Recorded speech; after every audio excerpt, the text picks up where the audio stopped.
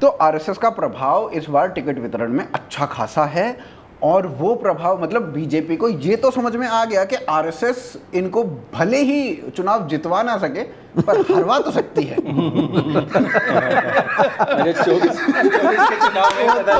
26 जनवरी बुला लेंगे बंगाल में मरे हुए लोगों को हाँ, वो करने के लिए बैठा लेंगे। उसके अलावा 2-4 बार नड्डा जी जब ओ हुजूर तेरा तेरा तेरा शुरू, हाँ ये भी कर सकते हैं। उसके बाद 2 शिष्टमंडल भेज देंगे, शिष्टमंडल अपशिष्टमंडल होते हैं वो, और बाद में वो दिलीप मंडल बन जाते हैं। जैसे ही ये काम होगा वक्फ वाला, मैं आपको लिख के देता हूँ, क्योंकि ये जो दूसरा समाज है ना, ये हिंदुओं का समाज नहीं है। ये सड़कों पे मिलेगा। राहुल गांधी जितनी जाति जाति जाति कर ले, जैसे ही मुसलमान सड़क पे दिखेगा हिंदू की यूनाइट हो फट लेगी। हाँ, यूनाइट तो छोड़ दीजिए, वो नहीं है, वो की फट लेगी। दंगे होने की स्थिति में पॉलिटिकल लाभ आपको मिल सकता है, लेकिन जो हत्याकांड और नरसंहार सड़कों पे होगा ना, वो भाजपा झेल नहीं पाएगी, उसको फिर कोई नहीं रोक पाएगा। नहीं, बिल्कुल ऐसा नहीं है कि हिंदू मतलब वो बैठा वो कटता रहेगा। यही सोच के इन्होंने दिल्ली में भी दंगे किए थे ना, हिंदू बैठ के कटा नहीं, 2 दिन झेला और आधे दिन में हिंदुओं ने दंगा समाप्त कर दिया। 59 कार सेवक जले, और उसके बाद कौन रो रहा है आज तक वो हम सबको दिख रहा है। तो जिनको भी ये कंफ्यूजन है कि 12% 20% में हम बाल काट देंगे, तुम ये भूल रहे हो कि तुम जो सोच रहे हो कि तुमने 10 घरों को 100 घरों से घेर रखा है, तो तुम्हारे घेरे के बाहर 1000 घर हिंदुओं के। और भाजपा, मेन बात ये कि जो प्रश्न हम और आप पूछ रहे हैं, ये हार्वर्ड और पता नहीं कहां से पढ़ के आए हैं इनके ग्रुप के लोग, वो यही प्रश्न राहुल गांधी कांग्रेस से नहीं कर पा रहे हैं। भाई साहब मलाई मिल चुकी है, इसमें उसे खाने में व्यस्त है। इसमें खा नहीं रहा है भाई, वो लगा रहा है, समझ रहे हो? और वो लगाने वाली वस्तु ब्रेड तो बिल्कुल नहीं है। इसीलिए पूरा विपक्ष गणेश पूजन पे दोनों का साथ खड़े होने, उन्होंने कहा ना कि इससे ज्यादा क्या बोलते हैं, रसातल में नहीं जा सकते हमारे राज्य। तो ये चीज वहां हुई है, उन लोगों को पता है कि उन्होंने कहा कि केजरीवाल जी को अब बाहर निकाला जाए। आईटी सेल देखो कितना स्मार्ट है, ये बात किसी को नहीं बताया आईटी सेल ने 2 दिनों से। चीख कब सबको बता रहे हो। मैं तो सपा का आदमी हूँ। लाल शर्ट, हाँ, मैं तो टोपी भी लाल लगा देना बे, इसमें एडिट करके इस समय मैं। यार देखो, ममता के साथ तो जो भी बुरा हो जाए वो अच्छा है। समझने में 1 सेकंड लगे। कलकत्ता पुलिस पूछ रही है आपका एड्रेस। अनुज कहाँ रहता है? या फिर मॉस्टिप ले लो। मॉस्टिप तो अब थोड़ा सा महंगा हो गया। कितना पैसा कमा रहे हो तुम लोग भाई साहब, मॉस्टिप 99 रुपए का मॉस्टिप लिया साला, वो 250-300 का हो रहा है। अच्छा, ये सब रिकॉर्ड हो रहा है। यार रिकॉर्ड कर लेना, डोनेशन नहीं आएंगे, मैं शेयर के नाम भूल जाता हूँ फिर। ये लोग ये रिकॉर्ड कर लेना, इसने लिया शेयर के सब नाम MOS। पर किसी का नुकसान हो जाए तो मुझे मत गलियाना फिर। 2 पे चला अगर दो कहीं ना। जाता है तो डूब जाता 2 है पे तो चला दो फिर। 273 का ये भी। चलो ये 99 पे लिया था यार। बोले अजीत जी आप रिमोट से पंखा चलाते बहुत अमीर हो गए हैं। बहुत अमीर हो गए। डोनेशन नहीं देंगे हम आपको, सपोर्ट मत मांगा। सही बात है, हमने तो नाले रिमोट से सरकार चलती देखी, आप पंखे से चला रहे हम हो। तो फिर भी पंखा ही चला रहे हैं, और भी 10 साल तक चली है। 10 साल क्या 15 साल चलिए, पीवी नरसिम्हा मारा। वो भी ऐसे स्टार्ट हो गया ना, चलिए हाँ, अजीत जी को बोलने दीजिए। चलिए फिर चलिए। नमस्कार दोस्तों, भटके हुए युवा की नई कड़ी में आप लोगों का स्वागत है। नंबर बताओ ना कौन सा है। नंबर याद नहीं है ना, इसलिए तो पिछले बार पुलकित ने हमें बोला कि सर नई लेटेस्ट कड़ी बोल दीजिए तो उसमें काम हो जाता है। 25वां है मेरे ख्याल। 25वां है?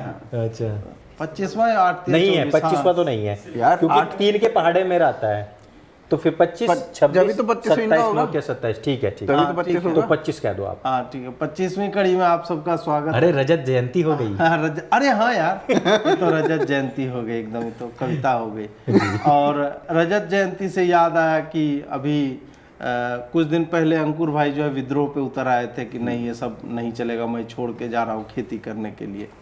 और ठीक है, वो हमें लगा कि थोड़ा सा एक भावुकता वाला निर्णय है और उन्होंने जो बोला, लेकिन जब हम लोग ये सारा काम कर रहे हैं और आप लोगों को लगता है, बहुत सारे लोग ट्वीट भी करते हैं, अरे अमित शाह 2 करोड़ रुपया जेब में रख के जाता है इस टाइप का, तो हमें सत्य जानना चाहिए कि एक्चुअल में हम लोग का सपोर्ट सिस्टम है क्या। आप लोगों ने देखा होगा कि अंकुर भाई के साथ हुआ क्या था। 4 साल पुराना केस चल रहा है, कांग्रेस के टाइम में हुआ था, और उस पर्टिकुलर केस में मतलब यूट्यूब पे इन्होंने बोला था अजमेर दरगाह और चिश्तियों के बारे में, और वो रेप कांड जो हुआ था 90 के दशक में, उस पे अभी निर्णय आ गया।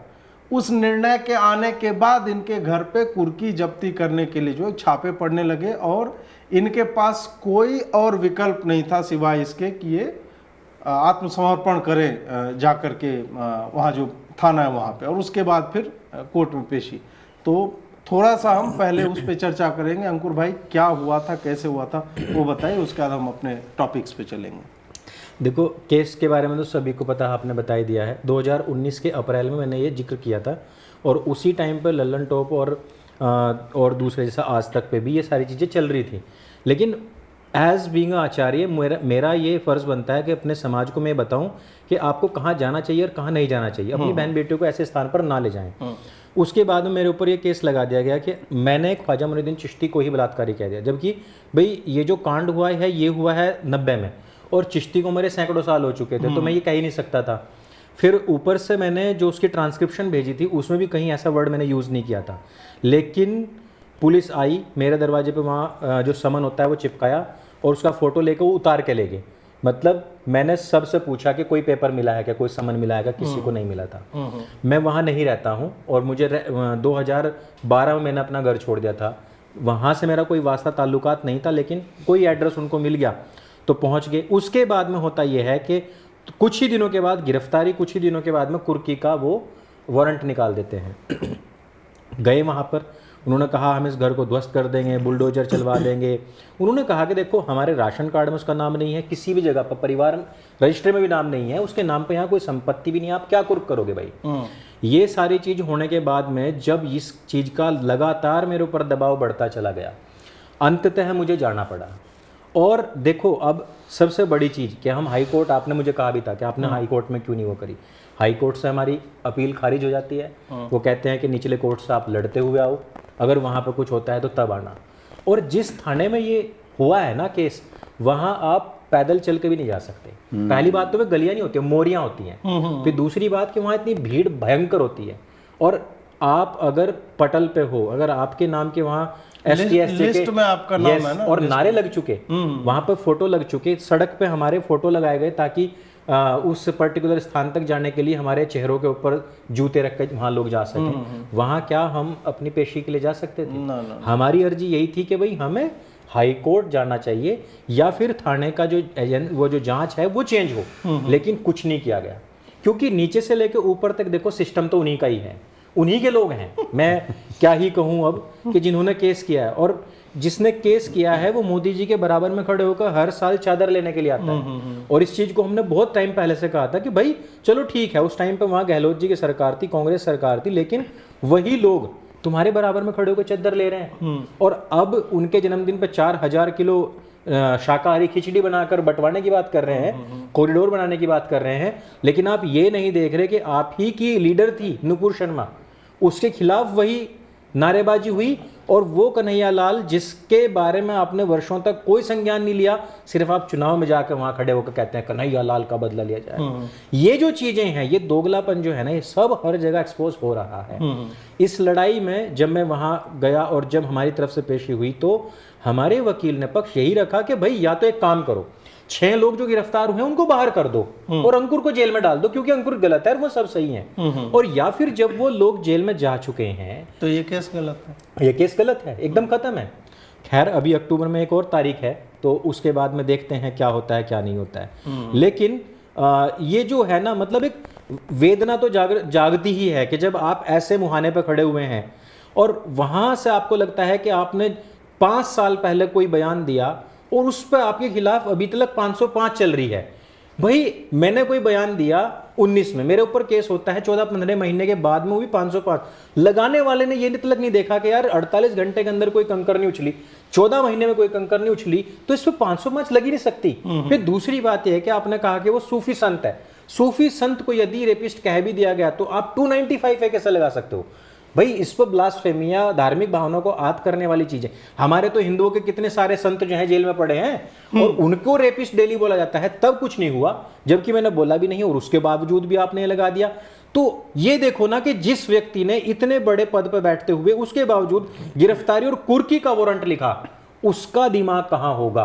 ये मैं कहना चाह रहा हूं कि ये जो आपकी जो मैंने किताब पढ़ी थी, जो कहूंगा सच कहूंगा, और आपके भी हम बहुत सारी चीजें पढ़ते रहते हैं, आए दिन भी देखते रहते हैं किस प्रकार से न्याय प्रणाली लगातार रसातल में पहुंचती जा रही है, उससे देख करके साफ साफ पता लगता है कि भैया आपने जो पढ़ाई करी है उसको आप यहाँ यूज नहीं कर रहे हो। आपको जो दीनी तालीम मिली है सिर्फ और सिर्फ आप उसका इस्तेमाल यहाँ पे कर रहे हो। इसीलिए ये कहा जाता है कि हर जगह सिस्टम में जो उनके लोग घुस रहे हैं ना, वो आने वाले समय में हरी नस्लों और फसलों को समाप्त करेंगे।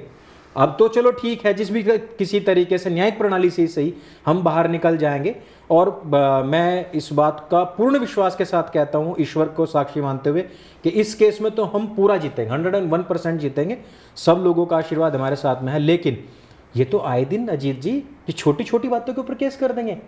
अगर कोई, हम चलो ठीक है थोड़े बहुत सबल हैं, लेकिन जो कमजोर बच्चे होंगे उनका क्या होगा? कमजोर नहीं, मैं बता रहा हूँ, ढंग के नाम वाले हैंडल ट्विटर पे भाई साहब एक केस लगता है ना जी, यू पैनिक करते हैं लोग। यस, क्योंकि सबके पास 50,000, 1 लाख या आपके केस में 10-15 लाख जो आपके ठुक गए, जी, जी, जी, एक तरह से बिल्कुल। जो नहीं जाना चाहिए था, सबके पास उतना नहीं होता है कैश डिस्पेंस करने के लिए कि भाई हम वकील को दे दे, इधर दे दे, उधर दे दे। जी जी, 50,000 रुपये भी नहीं मिलते पूरे महीने में। जो ट्विटर हैंडल चला रहा है ना, बिल्कुल, वो कोई जॉब कर रहा होगा 9 to 5, उसमें 50,000 रुपया वो कमा रहा होगा। जी जी जी, उसके लिए बहुत बड़ी बात, बहुत बड़ी बात। और इसमें जब तक वही इंस्टीट्यूशनल अभी एक खबर में पढ़ रहा था, गुजरात में एक महिला थी, वो खेड़ा करके कोई गांव है वहां गुजरात में भी, उस पर बुलडोजर एक्शन जो है वो सरकार कर रही थी। उसके लिए सुप्रीम कोर्ट में इतने बड़े बड़े लॉयर चले गए और वो रुकवा दिया, डिमोलिशन इलीगल था फिर भी रुकवा दिया। जी जी, तो पैसा कहां से है उस महिला को? मतलब एक जो महिला जो अपना घर बचा रही है ना, घर पर सब कुछ बेच दे फिर भी एक दिन के सुनवाई का वो अफोर्ड नहीं कर सकती है, वो कैसे बच जाता है? कैसे बच रहा है? जमात फंड कर रहा है, जमीयत फंड कर रहा है। हमारा जमात जमीयत कहाँ है? कहाँ है हमारा? वही तो नहीं है, हमारा सिस्टम ही नहीं है कुछ। हमारा तो ये कहता है जी जाइए 2 सप्ताह जेल में रहेंगे, हीरो बन जाएंगे। हाँ। भाई हमें नहीं बनना है हीरो। मनीष कितना बड़ा हीरो बना दिया आप लोगों ने, बताओ ना आप। बताओ सही में, मनीष कश्यप, उसका पूरा करियर यार, 6-7 मिलियन उसके सब्सक्राइबर, 62-65 लाख लोग सब्सक्राइबर थे। लगातार वो जो काम कर रहा था, 11 महीने ऐसे रखा, उसके बाद उसको बनाया। जी जी जी, हवाई जहाज में उसको चार्टर्ड प्लेन में घुमाया गया, भाजपा का पटका पहनाया गया, और आज वो वापस बैक टू स्क्वायर वन है, वही है। और 11 महीने हम सब चैनल चलाते हैं, हम जानते हैं 11 महीने नहीं, 11 दिन आप कंटेंट नहीं दोगे ना, आपकी चैनल की चैया मुझ जाएगी। हाँ हुआ मेरे साथ तो पिछले, ठीक है ना, बिल्कुल सबने भोग रखा है, सबने भोग रखा है। अब इसी पे अनुज भाई आपसे मतलब आरंभ करते हैं, इसी को क्यों लेते हुए, इन्होंने जो सूफी सर्किट और उसके साथ में खड़ा जो हम स्क्रीन पे फोटो लगा रहे हैं, आप देखिए कि मोदी से चादर कौन ले रहा है। जी बिल्कुल। और ऐसा नहीं है कि नरेंद्र मोदी के टीम को पता नहीं है कि अजमेर दरगाह में एक्चुअल में हुआ क्या है, या अभी तक संभवतः हो रहा है। बहुत सारे इस तरह केस आते हैं, कोई बोलता है छेड़छाड़ कर दिया, कुछ कर दिया, इस तरह का आता है। और जब कन्हैया लाल वाला कांड होता है और हम सब ने इसके ऊपर लिखा, वहां का फुटफॉल गिरता है, आधा हो जाता है। फिर जब नरेंद्र मोदी जो है फिर उर्स और फलाना डिमका करके चादरें जो भेजने लगते हैं, तो मोदी जी चादर ने तकिया, कंबल, रजाई, रातें दिया बुझा के पिया, क्या क्या किया, ये सब जो है उधर कैसेट सीडी सब भेजा की। मच्छरदानी भेज देना, बरसात चल रही है, मच्छरदानी भी भेजिए, आजकल डेंगू हो रहा है। पतंजलि का वो डिब्बी भी, नीम वाला और गिलोय वाला, वो भी भेज दिया कीजिए, सब ठीक रहेगा। बर्थडे तो आपका मन ही रहा है, बिल्कुल हम जानते हैं कि आप नहीं करवा रहे होंगे, लेकिन हम ये भी जानते हैं कि आपने मना भी नहीं करिए, आपने मना भी नहीं किया। मेरा इस पूरे मुद्दे पर यह मानना है कि देखो, एक होता सरकार, दूसरा होता समाज, दोनों का पैरेलल चलना। अब जैसे हम इधर देखते हैं हिमाचल में जो ये मस्जिद वाला मुद्दा चल रहा है, उसमें लोगों ने एक्शन लिया है। वो जो हमें वहां पर भीड़ दिख रही है ना, वो हम विशुद्ध रूप से ये नहीं कह सकते कि भाजपा की भीड़ है, वो लोकल लोगों की भीड़ है, क्योंकि लोकल लोगों को प्रताड़ना झेलनी पड़ी। एग्जैक्टली सर एक सेकंड, वहां का जो विधायक है कांग्रेसी है, हाँ जी, और उसने यस और उसने सबसे पहले खड़े होकर कहा है, उसको मजबूर किया गया है, उसको भी आप ये देखिए ना। बट उसके बाद क्या हुआ है कि उसको भी मजबूर कर दिया गया है। तो हमें दो स्तर पर यहाँ पर सोचना पड़ेगा। एक समाज के स्तर पर हमारी क्या जिम्मेवारी है, और जो सरकार है ना, सरकार को तो समाज के द्वारा सिर्फ यूज किया जाना चाहिए, ये मेरा मानना है। सरकार को यूज करो और फिर उससे बेटर ऑप्शन दिखे उसको साले को फेंक दो, थ्रो इट अवे। ये मेरा विशुद्ध रूप से मानना है, क्योंकि अब देखो जैसे जैसे जैसे डेमोग्राफीज चेंज हो रही हैं, सरकार का काम होता है वोट लेकर सत्ता में आना। उनको ये साला तुष्टीकरण, तृप्तिकरण और ये सारी जितनी भी फंडे हैं ना, ये उस डायरेक्शन में लेकर जाएंगे जो डेमोग्राफिकल चेंज है उसके हिसाब से। तो मेरा इसमें मैं कल भी आई थिंक गर्व से बात कर रहा था, पता नहीं किससे बात कर रहा था, कि भाजपा कहीं ना कहीं ये जो पसमंदा तुष्टीकरण, वो हो सकता है उनका एक रीज़न है कि भाई उसके अंदर हमें फूट डालनी है, वो मेरे को गलत नहीं लगता वो रीज़न, पर क्या वो संभव है? अभी ये जो वक्फ वाला मुद्दा चल रहा है, इन्होंने जो भी किया है इससे मैं सहमत हूँ, वक्फ कानून और ये सारा कुछ, बट वो पूरा समाज किस तरीके से सड़क पर उतरा हुआ है, बिल्कुल ये देखिए ना, हमारे लोग कितने उतरे हुए हैं। कंधे पे साउंड बॉक्स लेके वो गलियों गलियों में जा रहा है भाई। 1 करोड़ ईमेल आ चुका है। एक जगह नहीं है ये, जगह जगह पर इस काम को किया जा रहा है। स्कैन सड़क जाम कर रखी है लोगों ने, वो सड़क के बीच में चौराहे पर स्कैन कोड लगा रखा, वहां पर आकर साले छोटे छोटे बच्चे उसे स्कैन कर रहे हैं मम्मी पापा का अपना फोन लेके, और उसको भेज रहे हैं। फिर अभी कल यहाँ मैं देख रहा था, ये इससे संकट महसूस करते हुए जो बजरंग दल वाले हैं वो पहुंचे गुजरात वक्फ बोर्ड के ऑफिस, वहां पे स्कैन कोड लगा हुआ था, तो वहां से वो बजरंग दल वाले स्कैन करके भेज रहे हैं। पर ये देखो ना, बजरंग दल वाले कितने हैं यार, वही 5, 7, 10 कार्यकर्ता पहुंच गए होंगे, और समाज कहाँ है? बजरंग दल और वीएचपी भी जो है ना, हिमाचल वाले केस में कांग्रेस के साथ एक तरह से राइट।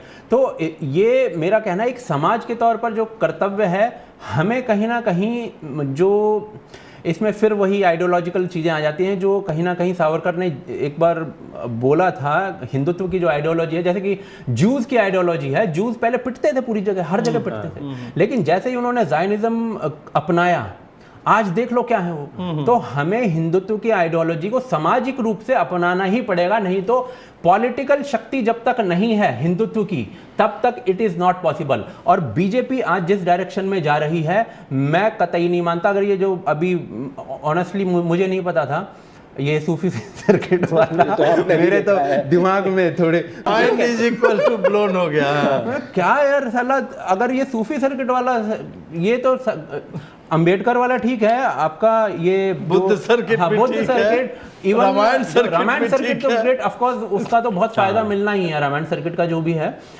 तो बट भाई साहब मोहम्मद सर्किट भी बनेगा, आप देखते जाओ।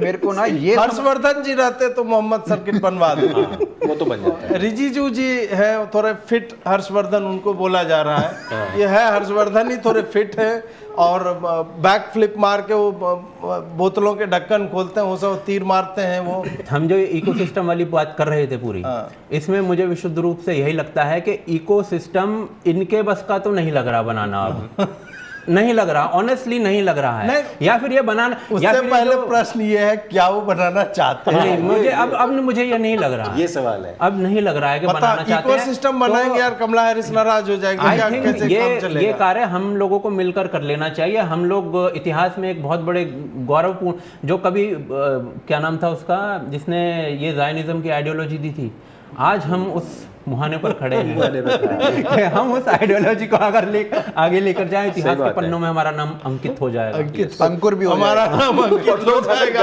अजीत से अंकित हो जाएगा, गर्वित महसूस करेंगे और अजीत और विजित हो जाएंगे। हाँ भाई साहब, देखो फैंसी ड्रेस कंपटीशन पे थोड़ा आप ज्यादा दीजिएगा, जो दरबानों वाले जो बड़े बड़े मतलब 3 मीटर लंबे जो ये होते हैं, मार दे करके जो टाइट, हाँ माथे बुर्ज खलीफा उस पे आता हूँ, बट यहाँ पे चक्कर क्या है ना, उसको क्या हो गया, किसको? उस कैमरे को। अरे कुछ नहीं, वो रखा हुआ है थोड़ी देर के लिए, इसी को बहू मुंह फेर के उन्हें खाने लगा, घूंघट नहीं उड़ के खाने नहीं देते रियाड़ी। अच्छा ठीक है, ठीक वही काम कर रही है अभी। जेठ बैठे उसके आगे।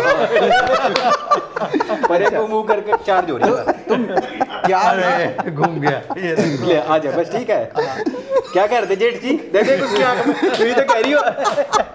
क्या कह रहे थे बताइए।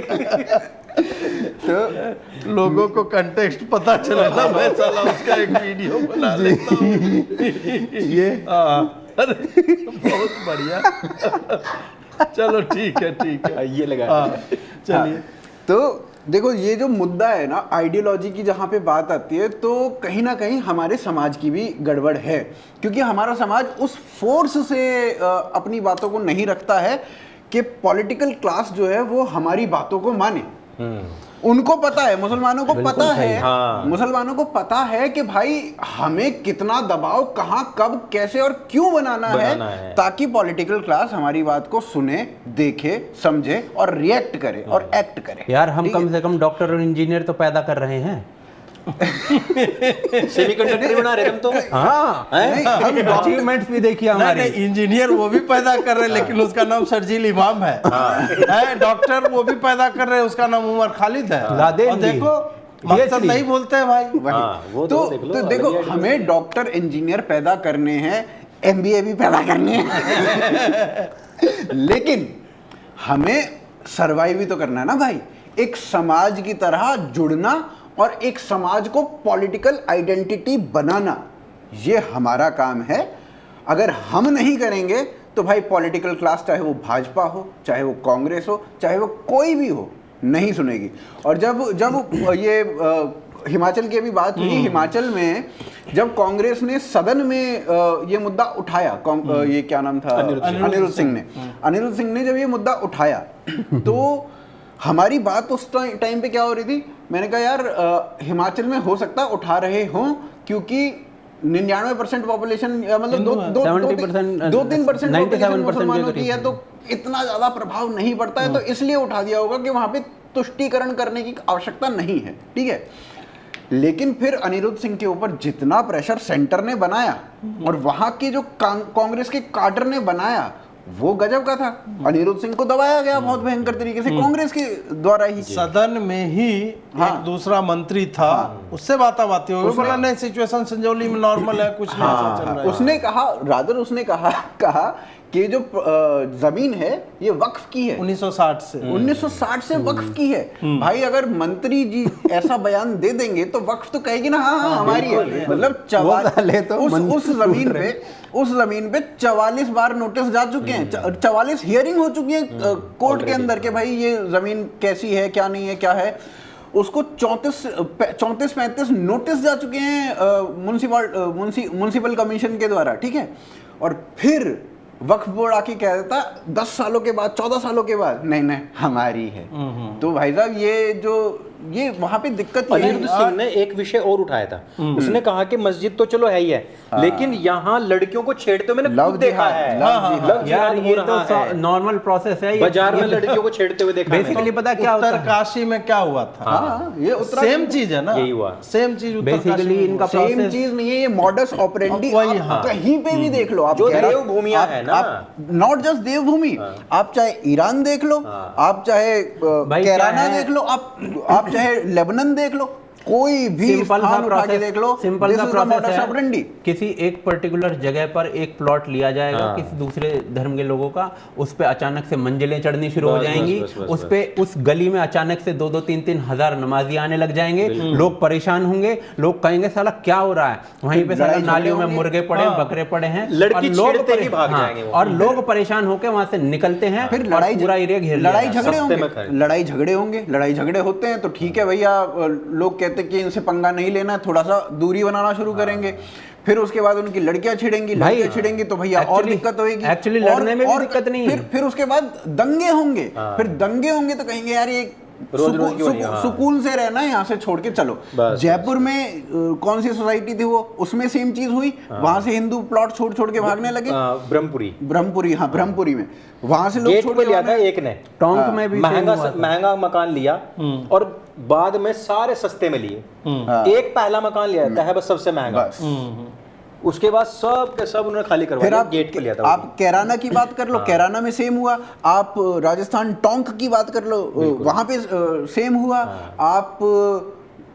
आप ईरान की बात कर लो, भाई इस देश की बात ही मत करो, ईरान की बात कर लो, वहां पे तो ज़ोरास्ट्रियन थे सारे, थोड़े से बहुत मुसलमान हैं। पुरानी चल बात होगी। आज के संदर्भ में भी कितने केसेस हो रहे हैं। आज के संदर्भ में आप दूसरे देश की बात करनी है, लेबनान ले लो, 1970 से अब तक क्या हो, आप कहीं पे भी जाओ मॉडस ऑपरेंडी सेम है। इन्होंने एक मस्जिद वहां पे बनाई, अब वो पूरा एरिया संजौली का जो पूरा एरिया इनका हो जाएगा। बहुत फेमस केस आता है, अभी हम फिर से इकोसिस्टम पे बात कर रहे थे ना, बहुत फेमस केस आता है। एक लड़की थी, ये 2018-17 की बात होगी। बीजेपी ने बहुत प्रयास शुरू किया था कि हम चेन्नई में, मद्रास में, इस साइड में हम अपना थोड़ा बनाते हैं बेस। तो क्या हुआ कि उन्होंने कोई एक ये अन्नामलाई से पहले की बात है, तो बीजेपी का चीफ था तमिलनाडु का, वो बेचारा चढ़ गया उसमें हवाई जहाज में। अचानक से एक लड़की खड़ी हुई, फासिस्ट फासिस्ट, ये वो चिल्लाने लगी। तो एक पोटेंशियल हाईजैकर आप में देखा जाता है अगर आप एयरप्लेन के अंदर ऐसा कर देते हो 9/11 के बाद। उस लड़की को पकड़ के ले गए, अगले दिन साला 16 वकील उस लड़की के खड़े। वो दिल्ली आई, दिल्ली में आते के साथ ही 16 वकील खड़े हुए थे उसके। ऐसे लोग ऐसे लोग जो हैं वो दूसरी साइड के जो लोग होते हैं ना वो लीडर बन जाते हैं। यहाँ पे देखो ये देखो क्या हाल। नहीं मैं बताया कह रहे आई क्विट। हाँ, देखो रीजन बताता हूं। अब ये बताओ, अगर एक अंकुर आर्य कम होता है तो एक अंकुर आर्य से जो इंस्पायर्ड लोग हैं तो कितने लोग कम होंगे, और कितने लोग कम होंगे तो किसका नैरेटिव डाउन होगा, आप ये बताइए। ये भाजपा को शायद कहीं ना कहीं सोचना चाहिए। वो सुना ही नहीं उन्होंने, जो तूने अभी बोला वो सुनेंगे नहीं। आप ये देखो कि उन्होंने तो कुछ ही घंटे में 16 वकील खड़े कर दिए। यहाँ एफआईआर आने के कुछ दिनों के बाद में मैंने एक बहुत बड़े, जिनके आंखों में से बिजली निकलती है और केजीएफ की बैकग्राउंड निकलती है ना, तो उनको मैंने भेजा था। लोग हंस रहे थे और आज तक उन्होंने उस पर कोई संज्ञान नहीं लिया। और देख लेना, ये केस जीतते ही वे सबसे पहले कहेंगे कि सबसे पहले मुझे बताया था उसने, पर मैंने उस पर क्या करा था वो नहीं बताएगा। दिक्कत पता क्या है, हम वो गरीब लोग हैं जो पनीर खाना चाहते हैं पर उन्हें दाल भात मिल रहा है, लेकिन जो दूसरी साइड है वो उन्हें जहर खिला देगी। हमारी ये हालत है भाई। हिमाचल वाले में एक और बात है कि कांग्रेस ऐसा क्यों कर रही है। हिमाचल एक छोटी सी जगह है, वहाँ नेशनल पॉलिटिक्स से इन पे कोई असर नहीं पड़ता है, उनसे कोई लेना देना नहीं है। और हिमाचल में कांग्रेस पार्टी आई भी सत्ता में इसी कारण है, भाजपा ने 21 लोगों को टिकट नहीं दिया था सिटिंग एमएलए को। अब ऐसे में to hold on to that power कि मुझे आगे भी सत्ता में रहना है, इलेक्ट होके आना है, आपको सामाजिक मुद्दे ही पकड़ने होंगे। सही बात। बिल्कुल। नेशनल पॉलिटिक्स वहां पे ये हिंदू मुसलमान होगा जहां पे मुसलमान 20% है। बिल्कुल। 1% 2% वाले में कांग्रेस रूथलेस हो जाती है और एक्चुअल में वो वीएचपी और बजरंग दल वालों को बैक से सपोर्ट देगी कि हाँ भाई तू आग लगा, हम है तुम्हारे साथ। एक चीज और है इसमें, कांग्रेस की आप जहां जहां शासन सत्ता देख लोगे ना, वहां सेंट्रल कांग्रेस का कोई असर है ही नहीं। भाई पहले पंजाब में रहते थे कैप्टन अमरिंदर, वो कहते थे यहाँ राहुल मत भेजिए। आप कर्नाटक में देख लो, चाहे तेलंगाना में देख लो, चाहे हिमाचल में देख लो, राहुल का कहीं इंपैक्ट नहीं है। बिल्कुल, वो अपनी ताकत से जीतते हैं। आप अपने क्षेत्रीय दल हैं, बनकर रहते हैं और क्षेत्रीय मुद्दों पे ही लड़ते हैं। अब जो दूसरा प्रश्न है वो राहुल गांधी को लेकर के है, दूसरा विषय। राहुल गांधी विदेश यात्रा कर रहे हैं और विदेश यात्रा में वही कर रहे हैं जो पहले की विदेश यात्राओं में उन्होंने किया था। अब क्या हुआ कि पिछले कुछ दिन में भाजपा वाले कितने बड़े चमनचू हैं उस पर चर्चा करेंगे कि राहुल गांधी ने लिंग्विस्टिक मतलब सुपीरियरिटी की बात जो है उधर बेची। सिख जो है कड़ा नहीं पहन पा रहा है इस देश में, गुरुद्वारे नहीं जा रहा है। बलिंदर जी, आपका नाम क्या? बलिंदर जी, हाँ, तो आप तो पहन नहीं पा रहे हो। बाद में बंदा आके बोलता है कि नहीं भाई हम तो पहनते ही, मतलब मेरा नाम पूछ करके ये कुछ भी खेल गया वो आदमी वहाँ पे। उसके बाद उसने भात दाल की बात कर दी कि भात जो है श्रेष्ठ है, दाल श्रेष्ठ नहीं है। रीजन्स की बात कर दी कि राज्य जो है ये, मतलब ये भाजपा और संघ इस पे डायरेक्ट नाम ले लेके बोल रहा था कि संघ वाले बीजेपी वाले। इस पे भाजपा वालों ने कोई नहीं दिया, कुछ कमेंट्री नहीं दी। जो बात इसने आरक्षण को लेके बोली, जो उसने एग्जैक्टली नहीं बोली या जो बोली है वो उचित बोली है कि भाई इंडिया जब एक ऐसी जगह बन जाएगी, फेयर प्लेस हो जाएगा तो आरक्षण स्वतः समाप्त हो जाएगा, उसकी नीड नहीं रहेगी। लेकिन हम तो 50% को भी ब्रीच करना चाहते हैं। उस पे सब भर भरा के निकले और पार्टी में ऊपर से आया आदेश क्योंकि वो दिख जाता है कि ये आदेश दिया हुआ ट्वीट है। अमित शाह के हैंडल से जा रहा है, राजनाथ सिंह के हैंडल से जा रहा है, योगी आदित्यनाथ के हैंडल से जा रहा है, हिमांता ने भी संभवतः किया, बाकी भी जो हरदीप पुरी हैं, रिजिजू किया कि नहीं मुझे पता नहीं, ये सब ट्वीट कर रहे हैं उसी में कि आरक्षण विरोधी है। भाजपा का हैंडल पे आ रहा है इंडिया में ए जो है ए फॉर एंटी रिजर्व। उनको लगा यार कितना क्रिएटिव कार्टून हमने बना दिया। एक राहुल गांधी बैठा हुआ है, उससे माइक से पूछ रहा है what does a stand for in India, बोल रहा है एंटी रिजर्वेशन। उसको लगा कलम उलम पेपर फाड़ दिया होगा उसने स्केच करने के बाद, जिसने भी कार्टून बनाया, जिसको पैसा दे के बनवा रहे हैं। इस पे मतलब मिसप्लेस्ड आउटरीच जो इनका या मिसप्लेस्ड कम्युनिकेशन है, उस पे मैं आप लोगों के विचार जानना चाहता हूँ कि ये लोग यार ये इनको क्या वो क्लियर धक ऐसे करके वो वाला चाहिए क्या, वो मारता नहीं है वो छाती में जो स्पून फीड, हाँ क्या चाहिए इनको? वो तुमको समझ में नहीं आ रहा है कि दुनिया कहाँ जा रही है? भारतीय राजनीतिक परिदृश्य में राहुल गांधी कहाँ पे जा रहे हो? तुम यार आरक्षण पे राहुल गांधी को घेरना चाहते हो। आरक्षण पे क्यों? एंटी रिजर्वेशन है साला। 3 साल से वो बोल रहे हैं हम 50% से 80% करवाएंगे और तुम कह रहे हो वो एंटी रिजर्वेशन। हाँ भाई आप ही आरंभ। अनुज भाई देखिए, मेरा इस पूरे मुद्दे पर यह मानना है कि फर्स्ट ऑफ ऑल जिस व्यक्ति की हम बात कर रहे हैं राहुल गांधी, वो बहुत पप्पू बहुत हो लिया, but he is the man with evil intentions now. उसको सत्ता में आना है और सत्ता में आने के लिए वो बंदा इस लेवल की गिरी हुई पॉलिटिक्स कर रहा है जो कहीं ना कहीं इस देश के अंदर उपद्रव बना देगा माहौल को, अराजकता जिसे कहते हैं ना। आप किस लेवल पे बांटने की बात करो, आप लिंग के बदले उसमें बांटने की बात करो, आप जाति के उसमें, तो खैर उसकी पूरी पॉलिटिक्स जाति पर चल रही है। आप एक राज्य के अंदर दूसरे राज्य की बुराई भी, जम्मू में जाकर उसने क्या बोला, गुजरात के बारे में क्या बोल दिया, तमिलनाडु में जाकर बिहारियों के बारे में क्या बोल दिया, ऐसे 50 चीज वो कर रहा है। और कहीं ना कहीं उसको एक अच्छा डायरेक्टर मिल चुका है जो कि उससे अच्छी एक्टिंग करवा रहा है, ठीक है। तो ये हमें पहले समझ लेना चाहिए कि this man is with evil intentions now. अब आ जाते हैं बीजेपी पर। बीजेपी इसके बारे में कुछ नहीं कर पा रही, वो पहले ही नुकसान भुगत चुकी है। उत्तर प्रदेश के अंदर उन्होंने, यूपी के अंदर करीब 30 सीटें लूज की हैं सिर्फ जाति के मुद्दे पर, जो SC ST और वो सारा। आप देखोगे ना कि 17 सीटें आई थी, 17 में से 17 2014 और 2019 में शायद 15 आई थी जो SC ST सीटें होती है। SC की सीटें थी सिर्फ 19 में से 19 थी या 17 थी, जितनी भी थी, और पूरी सीटें जीत रहे थे वो। इस बार क्या हुआ है, 6 या 7 सीटें आई हैं सिर्फ। तो SC ST सीट में बहुत बड़ा इनको हेरफेर मिला है और इनके पास एक आंसर नहीं है। जितने हम यू टर्न देख रहे हैं ना बीजेपी के, उनमें कहीं ना कहीं आप ये SC ST का मुद्दा पाएंगे। चाहे ये कोर्ट ने जो बोला कि वर्गीकरण कीजिए आप, उसमें आपने बोल दिया। अभी वो चलो कानूनी स्तर पर नहीं हुआ, उसका देखेंगे क्या होता है, बट आपने बोल तो दिया ना, है ना। तो ये सारा जो यू टर्न, उनके पास उत्तर नहीं है इस राजनीति का। इस राजनीति का मेरे दृश्य में तो एक उत्तर है जो कि मुझे होता हुआ भी दिख रहा है। वो बीजेपी नहीं करेगी, वो अपने आप ही होगा। वो होगा जैसे ही, मुझे पूरी आशा है कि वक्फ एक्ट जो है वो आएगा, ये कैसे ना कैसे करके उसे ले आएंगे। रिपील होगा या संशोधित हो, क्या है, क्या संशोधित मतलब भाजपा जो लाना चाह रही वो होगा। संशोधित भी हो जाए तो हमारे लिए बेटर। अगर रिपील होना भी नहीं चाहिए। नहीं, अगर रिपील हो गया ना तो वो जो लैंड गई हुई है वो वापस नहीं आएगी। देखो, 2 चीजें हैं, रिपील होना भी नहीं चाहिए। क्या है कि जैसे वक्फ बोर्ड को आप बंद नहीं कर सकते, रीजन बीइंग उसमें मुगल कालखंड में आई हुई ज़मीनें भी हैं, चलो उसको भूल भी जाओ आप। बट स्वाधीन भारत के अंदर भी जैसे मुस्लिम दंपति होते हैं जो निसंतान होते हैं, रेयरली होते हैं पर हो जाते हैं ऐसे, राइट। तो वो जो ज़मीन है वो भाई दे जाते हैं कि भाई चलो वक्फ बोर्ड को दे दी हमने। वो ज़मीन यदि आप उनसे छीनते हो तो आप उनको एक अधिकार दे देते हो उपद्रव करने का, विद्रोह करने का। साला तुम हमारा अधिकार छीन रहे हो, ठीक है। तो रिपील नहीं हो सकता।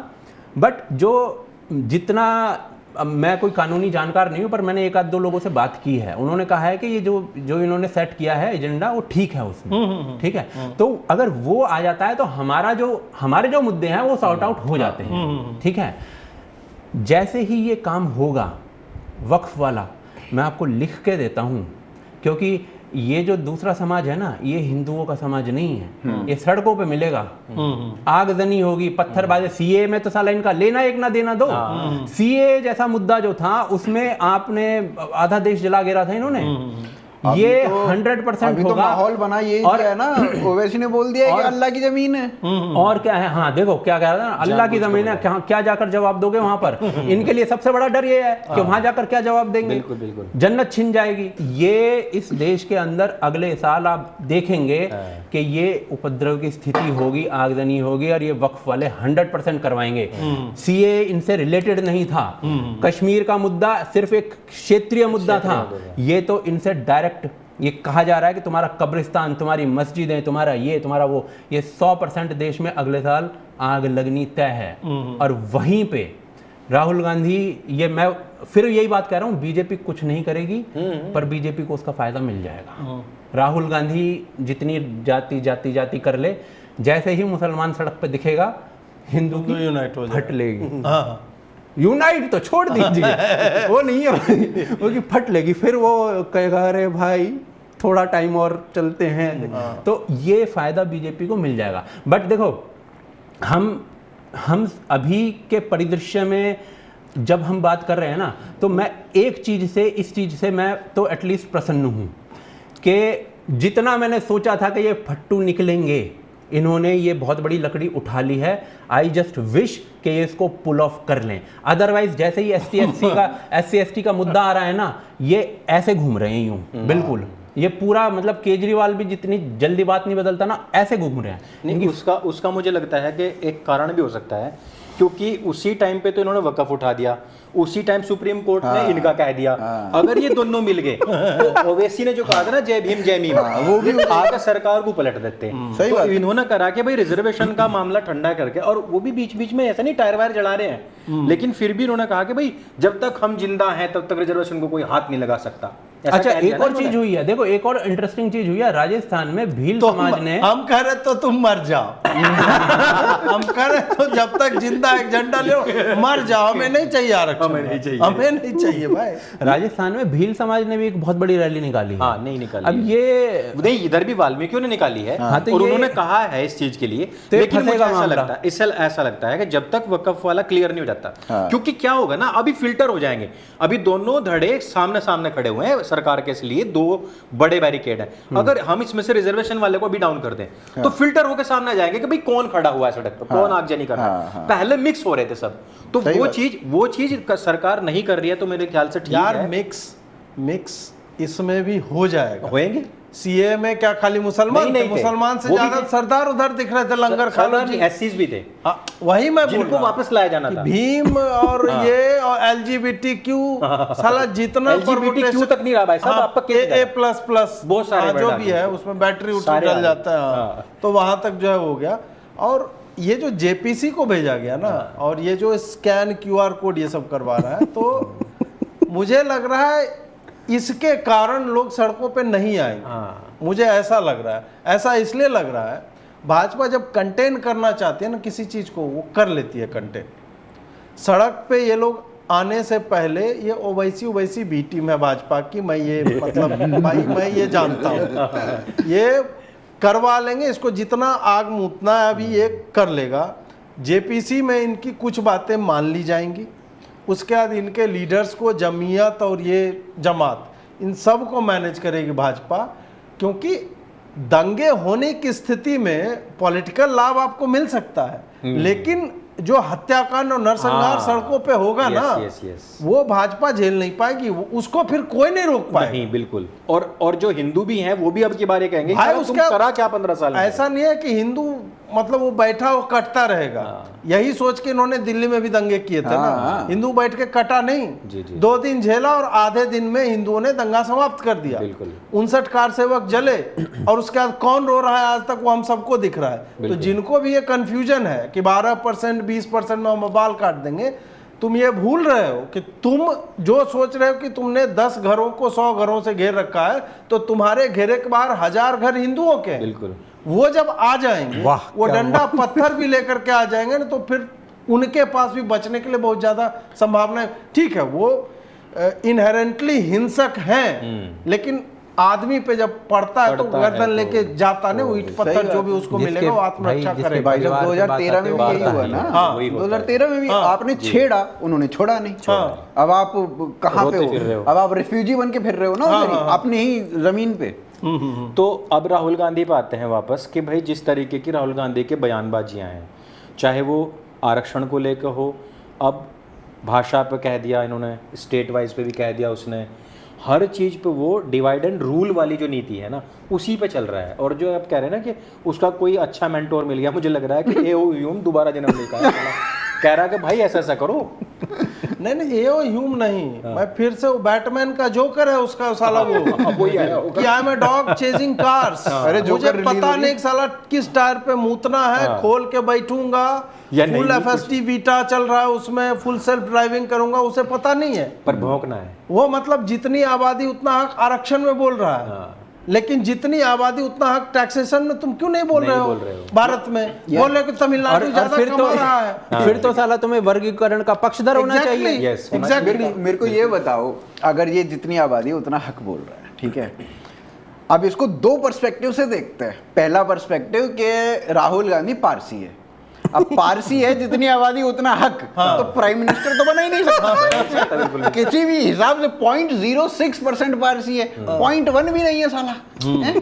तो ये तो प्रधानमंत्री कैंसिल हो गया, ठीक है, ये तो अपने पैर पे कुल्हाड़ी मार रहा है। अगर इसको दूसरे पर्सपेक्टिव से देखते हैं कि दत्तात्रेय कौल ब्राह्मण है, फिर भी तुम साले फिर भी साला तुम माइनॉरिटी हो, तुम प्राइम मिनिस्टर नहीं बन सकते। फिर तुम्हारा तो सारा धन छीन के फिर दलितों में बंटना ही है। तो ये तो अपने पैर पे कुल्हाड़ी। अगर ऐसा हो जाए तो फिर ढंग से करना है, इसको बोलने के लिए नहीं मत करना, ढंग से करना है। यार गर्वित राहुल गांधी जानता है ना कि उसे ये नहीं करना।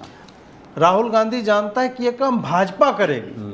राहुल गांधी या कांग्रेस, अगर मैं बोल रहा हूं ना कि अभी सत्ता में आ भी जाए ना, वो नहीं करेंगे ये सब। बोले पागल हो क्या साला, पूरी अर्थव्यवस्था हमने कमेटी बैठाई, लोग बैठाए, बोले बर्बादी फैल जाएगी। सही बात, हमें नहीं करना है। हिमाचल में करवा ना, हिमाचल में करवाओ, तेलंगाना में करवाओ, कर्नाटक में करवाओ, नहीं करवाएंगे। 5 गारंटी देने में तुम्हारी फट के जो है फ्लावर हो गई। सही बात है। और तुम ये करवाओ, जितनी आबादी अब दो 90% आरक्षण दो, कर्नाटक में करवा के दिखाओ, नहीं करवा रहा है। और भाजपा, मेन बात ये कि जो प्रश्न हम और आप पूछ रहे हैं, ये हार्वर्ड और पता नहीं कहां से पढ़ के आए हैं इनके ग्रुप के लोग, वो यही प्रश्न राहुल गांधी कांग्रेस से नहीं कर पा रहे हैं। भाई साहब मलाई मिल चुकी है, इसमें उसे खाने में व्यस्त है। इसमें खा नहीं रहा है भाई, वो लगा रहा है, समझ रहे हो? और वो लगाने वाली वस्तु ब्रेड तो बिल्कुल नहीं है। ऐसे ऐसे लोग देख लिए हैं जो फटे कपड़े पहनते थे, आज की डेट में साला ऐसे लगा लो, रिंकल फ्री सूट पहन रहे, क्या रिंकल फ्री, रॉलेक्स की 3 घड़ियां पहन ले, हाथ में ऐसे चल रहा है, हाथ में टैग हॉयर की घड़ी। मैं कह अरे भाई साहब, अभी तो तुम बाइक का चालान कटवा रहा था थोड़े टाइम पहले, ये क्या हो गया? ये भाजपा हो गया भाई। हाँ, Bhajpa happened to him, Bhajpa it is happened to him. अच्छा, इसका एक दूसरा वो भी है, दूसरे तरीके से भी देखने वाली चीज है कि भाई अभी राहुल गांधी ने क्या क्या कहा कि आरक्षण प्लेइंग फील्ड जब लेवल हो जाएगी तो हम आरक्षण हटा देंगे। अब जातीय जनगणना जो कर रहे हो, जितनी जिसकी भागीदारी उतनी हिस्सेदारी, जितनी हिस्सेदारी उतनी भागीदारी, ये सब करोगे तुम, तो मतलब इक्वल बैटल फील्ड आप बना ही दोगे उसको, इक्वल प्लेइंग लेवल आप बना ही दोगे उसको, हैं? जब वो इक्वल प्लेइंग लेवल आपने ये जातीय जनगणना से बना दिया, तो मतलब आरक्षण उसी टाइम पे खत्म। ये बेसिकली मेरे को लग रहा है रिजर्वेशन खत्म करने का सबसे तरीका, सबसे भयंकर तरीका है। ऐसे ही लोग भाजपा में बैठे हुए हैं, यही दिमाग देते हैं उधर पीएमओ वालों को, भाई राहुल गांधी ऐसे कर रहे हैं, इसको सटायर बोलते हैं। सटायर नहीं, इसी कारण ये आदमी सेमीकंडक्टर चिप और इसमें पैसे लगा रहा है, इसका सेटिंग है। अरे इसीलिए इनको सूफी कॉरिडोर के बारे में कुछ पता ही नहीं। हाँ, ये इग्नोर मार रहे नहीं भाई, यहाँ भाजपा बढ़िया कर रही है भाई, पैसे आने चाहिए। मैं चिप वाले में पैसे लगाऊं, 99 रुपये था, 235 पहुंच गया भाई। ये सब यही ट्रोजन हॉर्स है भाई, ट्रोजन हॉर्स। हाँ, अंकुर भाई की आवाज जो है दवाई जा रही है आज। मैं ये कह रहा था, राहुल गांधी के हाथ कोई बड़ा आदमी ऐसा लग गया है कि किसी भी तरीके से करो। देखो कुछ चीजें ना अच्छी लगती है बस सुनने में, मजा आता है उनको सुनकर, और ज्यादातर क्या है युवा एज के होते हैं, तो उनको क्या लगता है कि जब आप ये कह रहे हो ना कि जिसकी जितनी आबादी उतनी उसकी हिस्सेदारी, तो यार मजा आता है। 1 लाख रुपए मिलेंगे तो उससे मिलता है, सरकारी नौकरी मिलेगी, फिर उसके बाद सबको नौकरी मिल जाएगी भाई, सब राजा हो जाएंगे यार, महिलाओं को मिलेगी, खटाखटी योजना मिलेगी, अडानी पैसा छीन के तुमको दे दिया जाएगा। यस यस यस, वो जो हम देख रहे हैं ना कि यार हम इतने गरीब हैं, स्ट्रगल कर रहे हैं, फिर भी नहीं पहुंच पा रहे, अडानी के पास में इतने लाख करोड़ हैं, उनमें से बट के हमें मिलेगा। अरे लाख करोड़ में से यार करोड़ भी हटा, कुछ लाख ही हमें दे दे यार, मजा ही आ जाएगा। अरे मैंने देखा है ना, वो कह रहे हैं कि यार आप ये देखो ना कि देश की आबादी 140 करोड़, अगर सबको 1 करोड़ दिए तो लगे कितने, 140 करोड़। 140 करोड़ में नहीं, आप 5-5 हजार करोड़ के रोड बना रहे हो साले, 140 करोड़ खर्च करो और सबको करोड़पति बना दो। बात कर, मोदी जी इतना नहीं कर सकते। ये तो आप Priyanka Chaturvedi school of mathematics से आ रहे हैं। नहीं, ये राहुल गांधी के फॉलोअर्स ने ट्वीट किया हुआ है। अरे सीरियस सही है, मैंने कहीं देखे प्रियंका जी का भी मैथमेटिक्स इतना ही है, कई वीडियो देखे मैंने जो आपने बोला, ऐसे कई है साले। अरे वो उस पे लिखते हैं कि खुफिया स्टडी, केस स्टडी, गरीबी मिटाने की केस स्टडी, और जरूर देखें अंत तक वीडियो, स्किप ना करें। तो मैं कह रहा हूं कि राहुल गांधी की सब बातें सुनकर ना रमेश जी ऐसा बोलते हैं यार, स्किप ना करें वीडियो तक। ये ना ये जो बकैती है, ये सेम बकैती मेरी चाचा की लड़की है, वो थी स्कूल कॉलेज में 15-16 साल की थी, तब उसने किसी से सुन लिया, वो प्रभावित हो गई कि हाँ यार ये तो बिल्कुल सही है, ये तो ऐसे तो कर ही लगता है, आर्ट में होगी। फिर उसने आके हमें बोला कि ऐसा ऐसा, फिर हम जो हंसे वो आज तक बेचारी रोती है। और आज आपने उसे सार्वजनिक कर दिया बेचारी। अब ये देखो कि वो आदमी कई जगह अपनी ही बातों की कंट्राडिक्टरी बातें कह चुका है राहुल गांधी, लेकिन जैसे वामपंथी करते हैं ना कि वो अपनी ही बात को काटते रहते हैं। वो आउट ऑफ सिलेबस जब आ जाता है तो वो ऐसा कर देता है। नहीं, जैसे ही उसके सिलेबस से बाहर की बात आती है, भांग खाने के बाद भी ऐसा बात उसको वो करनी है जिसमें बस सुनने वाले को मजा आए। बस वो ये सोचता है। और जैसे कि सिखों का चल रहा है मामला, तो सिखों को खुश करने के लिए उसने ये बात कह दी, पड़ी लकड़ी उठा ली। अब भले ही वो लड़का ये बोलता रहे कि देखो मैंने पगड़ी पहन रखी है, मैंने कड़ाई पहन रखा है, मैं अपने गुरुद्वारे में भी जाता हूँ, मुझे कोई नहीं रोक सकता है कहीं से लेकर कहीं तक, लेकिन जिस समाज को राहुल गांधी की बातें चाहिए, भले ही राहुल गांधी पन्नू ने वो डाल दिया ना फोटो, स्टेटमेंट डाल दिया कि हाँ भाई हमारे साथ हुआ है ऐसा, और यही चीज के इसी का वो परिवार था जिसने पगड़ी छीनी, दाढ़ी छीनी, कड़ा छीना, सिक्कों की सिक्की छीनी, लेकिन अभी फिलहाल की हालत में सुनते हुए लोगों को ये चीजें अच्छी लगती है। राहुल गांधी को वो एक कहते हैं वो पारसमणि मिल गई है। 2010 मोंटेक सिंह अहलुवालिया, या नहीं, हर्षदीप सिंह पुरी है, क्या नाम है इनका जो मिनिस्टर है, हरदीप पुरी, एयरपोर्ट पे इनकी पगड़ी उतरवाई गई थी चेकिंग के लिए। और एच.एस. फुल्का जिन्होंने केस लड़ा है सिक्कों का, उन्होंने तो उस टाइम की सारी विभत्सता रखी है भाई, उन्होंने तो सब कुछ बताया है कि कांग्रेसियों ने हमारे साथ में क्या क्या किया है। तो ये चीजें सिर्फ हमें सुनने में अच्छी लगती हैं। आप और हम लोग 25 साल की उम्र से ऊपर आ गए, 25 साल के बाद में क्या है ना, इंसान में मैच्योरिटी आनी शुरू जाती है, लेकिन एक बहुत बड़ा तबका है जो 25 से नीचे का है, इसमें इमेच्योरिटी होती है। कुछ लोगों को तो 54 में भी नहीं आ रही। वो अपने आईक्यू लेवल के लोगों को ही ये सारी चीजें कहते हैं। और लेकिन इसका दुष्प्रभाव मैं कह रहा हूँ कि भारत में बहुत बुरी तरीके से होगा, जिसको हैंडल इस टाइम पे भारतीय जनता पार्टी या उनका IT सेल नहीं कर पा रहा है। मुझे लगता है मोदी जी 18 घंटे की जगह 12-13 घंटे काम कर रहे हैं, इसलिए मिस हैंडलिंग हो रही है। ये भी हो सकता है। मुझे लगता है अगर 6 घंटे वो CGI के पास जाते हैं वो बजाने के लिए, वो गणपति बप्पा मोरिया करने के लिए। अरे आजकल टेक्स्ट भी तो करने होते इटली। अरे यार सोना बाबू बेटे, सोना बाबू में भाई साहब 18 घंटे उधर भी चलते हैं। ये काट देना बे, राज्यसभा की टिकट कटवा देगा इसलिए। बताओ यार। चलिए यार इतने मस्त मस्त मीम बन रहे हैं, लेकिन अरे भाई भाई गोली चल गई, ट्रंप ने कहा भाई गोली चल गई, भाई फ्री नहीं हूँ, भाई लड़ाई होगी, भाई फ्री नहीं हूँ, बाबू ने मुझे कुछ बोल दिया, टैंक में चढ़ के आ रहा, टैंक में चढ़ के आ रहा। मैं वही कह रहा हूँ ना, जो मीम मजा ही आ जाता है, और वो इनको भी पता है। पता ही है वो तो खैर। हाँ वो है ना, Italian we wants, Italian we find, ऐसा कुछ करके भी है। अरे हाँ, मुझे एक पिछले उससे जुड़ा हुआ याद है, एक ट्वीट चल रहा था कि इंदिरा गांधी ने उसके समय में खालिस्तानियों को प्रॉप अप किया कांग्रेस ने। इंदिरा के साथ क्या हुआ सबको पता है। राजीव गांधी के टाइम में लिट्टे को ये लोग हवा दे रहे थे, फिर क्या हुआ, राहुल गांधी सिख फॉर जस्टिस और पन्नू को दे रहा है। अब आगे जो है भविष्य दिख रहा है लोगों को, वहां पे क्या होगा। खैर हम नहीं चाहेंगे कि राहुल गांधी का किसी का भी ऐसा, किसी के भी साथ ऐसा हो। वो हमारे प्रधानमंत्री थे, ये हमारे लीडर ऑफ अपोजिशन है, और वही मुझे रहेंगे। तो यार राज्यसभा टिकट था, कांग्रेस दे दे, सपा दे दे, मैं तो Kapil Sibal type, I am floater, तो मैं तो भैया चाहे सपा ही दे दे यार, सपा पैसे देती है, अब पता नहीं राज्यसभा सीट वीट देगी कि नहीं। आम आदमी पार्टी जल्दी भेज सकती है, लेकिन हाँ, आम आदमी पार्टी से याद आया कि हरियाणा में चुनाव होने वाले हैं, और चुनाव को लेकर के एके टीके का एक दिन मेरे पास मैसेज भी आया था कुछ कि ये गुड़गांव में इन लोगों ने कुछ सर्वे वर्वे किया है, और हमारा गांव लगता है वो ना, हाँ, भाजपा से बहुत निराश चल रहे हैं। तो आप लोग हरियाणा चुनाव क्या चल रहा है, इस पे थोड़ा थोड़ा मैं चाहूँगा। अभी देखो मेरे विचार में जितनी निराशा लोगों को लग रही है, जो ये मेरा अपना ओपिनियन है, मैंने जितना सर्वे अपने हिसाब से किया है, जो सारी चीज़ें मैंने लोगों से बात करके या सब उससे निराशा से इनके कहने का मतलब यह है कि अजीत भारती ने अभी थोड़ी देर पहले अनुज से बोला कि यार 20 सीटें आएंगी भाजपा को, तो अनुज जो है हंस दिया जोर से, तो वो नैराश्य है। अब इनका मानना है कि नहीं 20 नहीं, मेरे को लगता है थोड़ी सी बेटर है वहाँ पे हरियाणा में त्रिशंकु रहेगा। और इस बार जो भाजपा की तरफ से जो टिकट वितरण है वो कई कई जगहों पे बहुत अच्छा हुआ है, कई कई जगह हैं जहाँ पे थोड़ी दिक्कत है।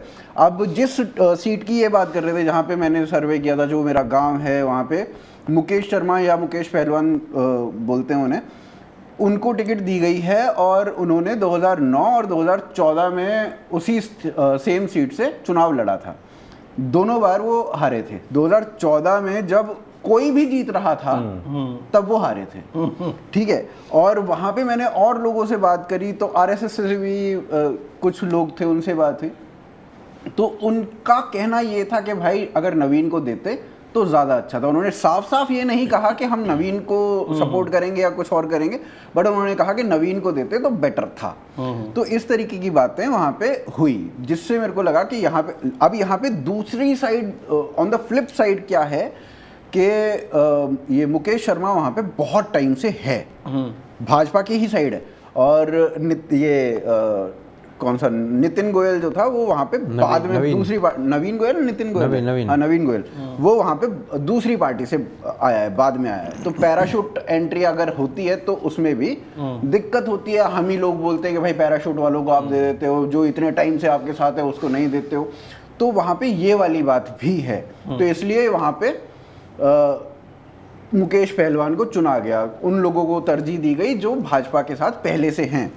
और अगर आप पूरे हरियाणा में टिकट वितरण को देखोगे तो उसमें आपको लगेगा कि आरएसएस का प्रभाव यहाँ पे कहीं कहीं दिखता है, मतलब कहीं कहीं नहीं, अच्छा आरएसएस की वापसी, हाँ, एक तरह से आरएसएस को बहुत का प्रभाव जो है वो बहुत अच्छे लेवल पे दिखता है वहाँ पे, कहीं कहीं नहीं। मतलब इसमें क्या 40 टिकटें जो हैं इस बार 40 टिकटें नई दी गई हैं। हाँ। आप उस 40 की लिस्ट को देखोगे, मैंने तो कुछ के ही फोटो देखे हैं, यंग लड़के हैं। हाँ। तो वो पलवल क्षेत्र में करण दलाल कांग्रेस से है, और इस बार गौरव गौतम को लिया है पलवल से, और नया लड़का है, एनर्जेटिक लड़का है, फिर समीकरण भी, और आरएसएस भी बैकिंग कर रहा है। तो आरएसएस के बहुत सारे लोग आपको दिखेंगे। इस बार सीमा तिरखा को फरीदाबाद से नहीं दिया, जो कि हमेशा मिलती थी, मतलब वो तो पक्की थी फरीदाबाद में। कृष्णपाल गुजर जो एमपी है फरीदाबाद से, उसके लड़के को टिकट नहीं मिली है। हाँ, तो आरएसएस का प्रभाव इस बार टिकट वितरण में अच्छा खासा है, और वो प्रभाव मतलब बीजेपी को ये तो समझ में आ गया कि आरएसएस इनको भले ही चुनाव जितवा ना सके पर हरवा तो सकती है। 24 के चुनाव में पता लग गया है, वो तो 240 में भी हमें दिख गया, तो जितवाई। सोच के देखो, हमारे आरएसएस वाले चाचा जी उन्होंने कहा 250 से नीचे आएंगे। गाड़ी दी आपने उन्हें? अरे अब क्यों याद दिला रहे हो? वो उन्हें थोड़ा याद दिला रहे, वो गाड़ी नहीं, अब गाली देते हैं। तो भाई आरएसएस की वापसी भाजपा के साथ दिख रही है हरियाणा के चुनावों में, और जितना बुरा हाल हमें पहले लग रहा था, हमें भी लग रहा था, वो नहीं है। समीकरण चेंज हुए हैं, और इस बार त्रिशंकु मेरे को लग रहा है। और इसमें दो कारण और हैं। एक तो हुड्डा जी ने अभी, राहुल गांधी ने और हुड्डा ने अभी रिजर्वेशन के ऊपर माहौल बना दिया, ठीक है। हुड्डा जी ने तो साफ साफ बोल दिया कि भाई राहुल जो बोल रहे हैं वो बिल्कुल ठीक बोल रहे हैं, रिजर्वेशन को खत्म किया जाएगा। यहाँ पे हुड्डा का बेसिक टारगेट है कि जाट वोट सारा मेरे पास आ जाए। अभी क्या है, दुष्यंत अलग और ओम प्रकाश अलग, इनेलो और जेजेपी दोनों जाट वोट काटने में लगे हुए हैं, ठीक है। अब जाट वोट काटने में लगे हुए हैं और ये हुड्डा जी का पैंतरा है कि जाट हमें वोट दे दे। हरियाणा में जाटों को एक तरफा जाटों को आरक्षण नहीं है, यूपी में जाटों को आरक्षण, ठीक है, यूपी में राजस्थान में, इसी वजह से जाट वो हुआ था। अब यहाँ पे एक दूसरा एंगल ये है कि जब जाट आरक्षण की बात हुई थी 18 में हुई थी आई थिंक, है ना, तो 18 में जब जाट 16-18 कुछ ऐसे तो उस टाइम पे जाटों का जो जूत बजा था वो बेसिकली सैनियों से बजा था, ठीक है, जो बेसिक वो आई थी। अब भाजपा ने नायाब सिंह सैनी को मुख्यमंत्री बना दिया, तो जाट तो बहुत रुष्ट है। अब जाट जो है वो ये कह रहा है कि भाई भाजपा नहीं आने देने, भाजपा ही नहीं पहले आने देने, से बाकी ही कुछ रुष्ट है नहीं करना वो। जो क्या है कि जो पिछले इलेक्शंस हुए ना हरियाणा के, उसी टाइम से रुष्ट है हाँ। जाट वोट जो है। वो खट्टर यार, खट्टर को बनाने का नहीं था, 19 में ही हटा देते खट्टर को। तो मुझे लगता है कि वो अभी भी खट्टर अपना प्रभाव डाले हुए, सुपर सीएम वही है। भाई क्या है ना, बीजेपी की पॉलिटिक्स इस क्षेत्र में अलग है। मैं उस पॉलिटिक्स को सही नहीं मानता हूँ, ऑनेस्टली बोलूँ। हरियाणा के अंदर जो बीजेपी पॉलिटिक्स उन्होंने की है, ये जाट मुझे वो ठीक नहीं लगती है, ठीक है। उन्होंने की है, उनके कई लीडर बड़े नेताओं ने शायद नहीं की, बट जो छुटभैया नेता है ना, जो एमएलए इस लेवल के जो हैं, उन्होंने खूब की है भर भर के। और हम इस क्षेत्र में रहे हैं, हमारा गांव भी उसी क्षेत्र का है, तो मैं जानता हूँ इस पॉलिटिक्स को किस तरीके से उन्होंने किया। ने 2014 के बाद कुछ कुछ जगह पे ऐसे मुख्यमंत्री बनाए ना, जो मतलब गधा भी, जिसको कोई पॉलिटिक्स का ज्ञान नहीं है, वो भी ऐसा नहीं करे। झारखंड में पहली बार पूर्ण बहुमत की सरकार बनी थी, 2019 की बात है, नहीं वो 19 नहीं 14 में, 14 की बात। और उसमें बना दे रघुवर दास को, जो आदमी ट्राइबल नहीं है, जो एससी है। मतलब त्रिपुरा में भी ऐसा ही हुआ था। मतलब समझ में नहीं आता कि यार वो स्टेट इस स्थिति में आज से 50 साल के बाद पहुंचेगा कि वो स्टेट किसी नॉन ट्राइबल सीएम को पहचानेगा, एक्सेप्ट करेगा। काम बढ़िया किया, लेकिन वही बात है, एक मुद्दा वो उठाएंगे, बताओ ये झारखंड बना ही था आदिवासियों के लिए और सीएम किसको बना दिया, उस पे तुमसे झामुमो और ये सब। यार ये लोग 5 साल में बोल रहा 3 और 2 साल सरकार नहीं चला पाए थे। सही बात। पहले 10 वर्षों में 2001 में संभवतः ये नए राज्य बने थे, पहले 10 वर्षों में 11 सरकार थी। इस टाइप से चल रहा। खट्टर की अगर हम बात करें ना, तो खट्टर ने, देखो खट्टर की मार्केटिंग उतनी अच्छी नहीं है। खट्टर ने काम ठीक, अगर आप जीएसटी की देखो, इतना सा राज्य है हरियाणा, जीएसटी कलेक्शन भयंकर, कितना जीएसटी कलेक्शन है। तो गुड़गांव के कारण है ना, एनसीआर गुड़गांव है, फरीदाबाद है, सोनीपत है, पानीपत है, मानेसर वगैरह, मानेसर है। ऐसा नहीं है कि केवल गुड़गांव है, बहुत सारे एरिया, और जीएसटी कलेक्शन बहुत अच्छा है। सड़कें, आप रोहतक की सड़कें देख लो, आप पानीपत की सड़कें देख लो, आप करनाल चले जाओ, करनाल को तो स्पेन बोलने लग गए हैं लोग, भाई ये तो स्पेन है। तो मतलब ऐसा नहीं है कि काम हुआ है, काम, बट उसकी मार्केटिंग तो उसकी मार्केटिंग उसने इतनी रद्दी करी है। भाजपा से मार्केटिंग नहीं हो रही है, सारी टीम मोदी जी पे लगा दी क्या बता। नहीं, खैर क्या है, देखो खट्टर एक कमजोर सीएम तो था, इतना तो पक्का है। वो चलो अपना ईमानदारी वगैरह वाले वो एंगल हैं, वो सभी बोलते हैं, बट ही वाज एक प्रभावी जैसे व्यक्तित्व होता ना, एक ऑरा होता है, ऑरा तो नहीं था। वो नहीं था कि लोग साला उससे प्रभावित होके अगली बार भी उस टाइप का नहीं था, जैसे योगी पिछली बार खट्टर जी का पिछली बार का था। बोलने नहीं दोगे उसको? नहीं, मैं एक लाइन बोल रहा हूँ उसके बाद। अब की बार खट्टर सरकार, पिछली बार खट्टर जी का नारा था 2019 में, बताओ 14 में मोदी जी यूज कर चुके, सेम ही आपने यूज, अलग इनोवेटिव तो करो ना भाई।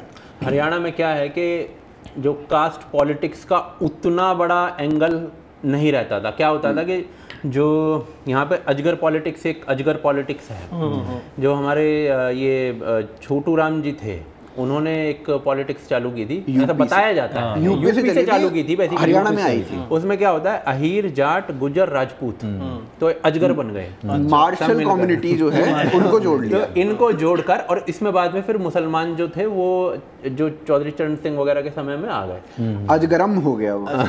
संस्कृत हो गया। जैसे हमारे पश्चिमी उत्तर प्रदेश वाले बोलते हैं हम तो बजगर हैं, ब्राह्मण वो जोड़ देते हैं क्योंकि वहाँ आई रही नहीं। तो इस टाइप की वो पॉलिटिक्स उस समय चली थी।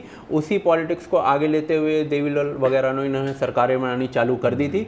वो किसानों के लिए अच्छे काम किए थे, उसमें कोई शक नहीं है, चरण सिंह और ये, पर कहीं ना कहीं जातिवादी पॉलिटिक्स जो थी वो यहाँ से इम्बाइब हो गई थी। और उसके बाद से ये माना जाने लगा था विशुद्ध रूप से कि भाई हरियाणा मीन्स कि यहाँ तो जाट सीएम बनेगा, इस रूप से माना जाने लगा था।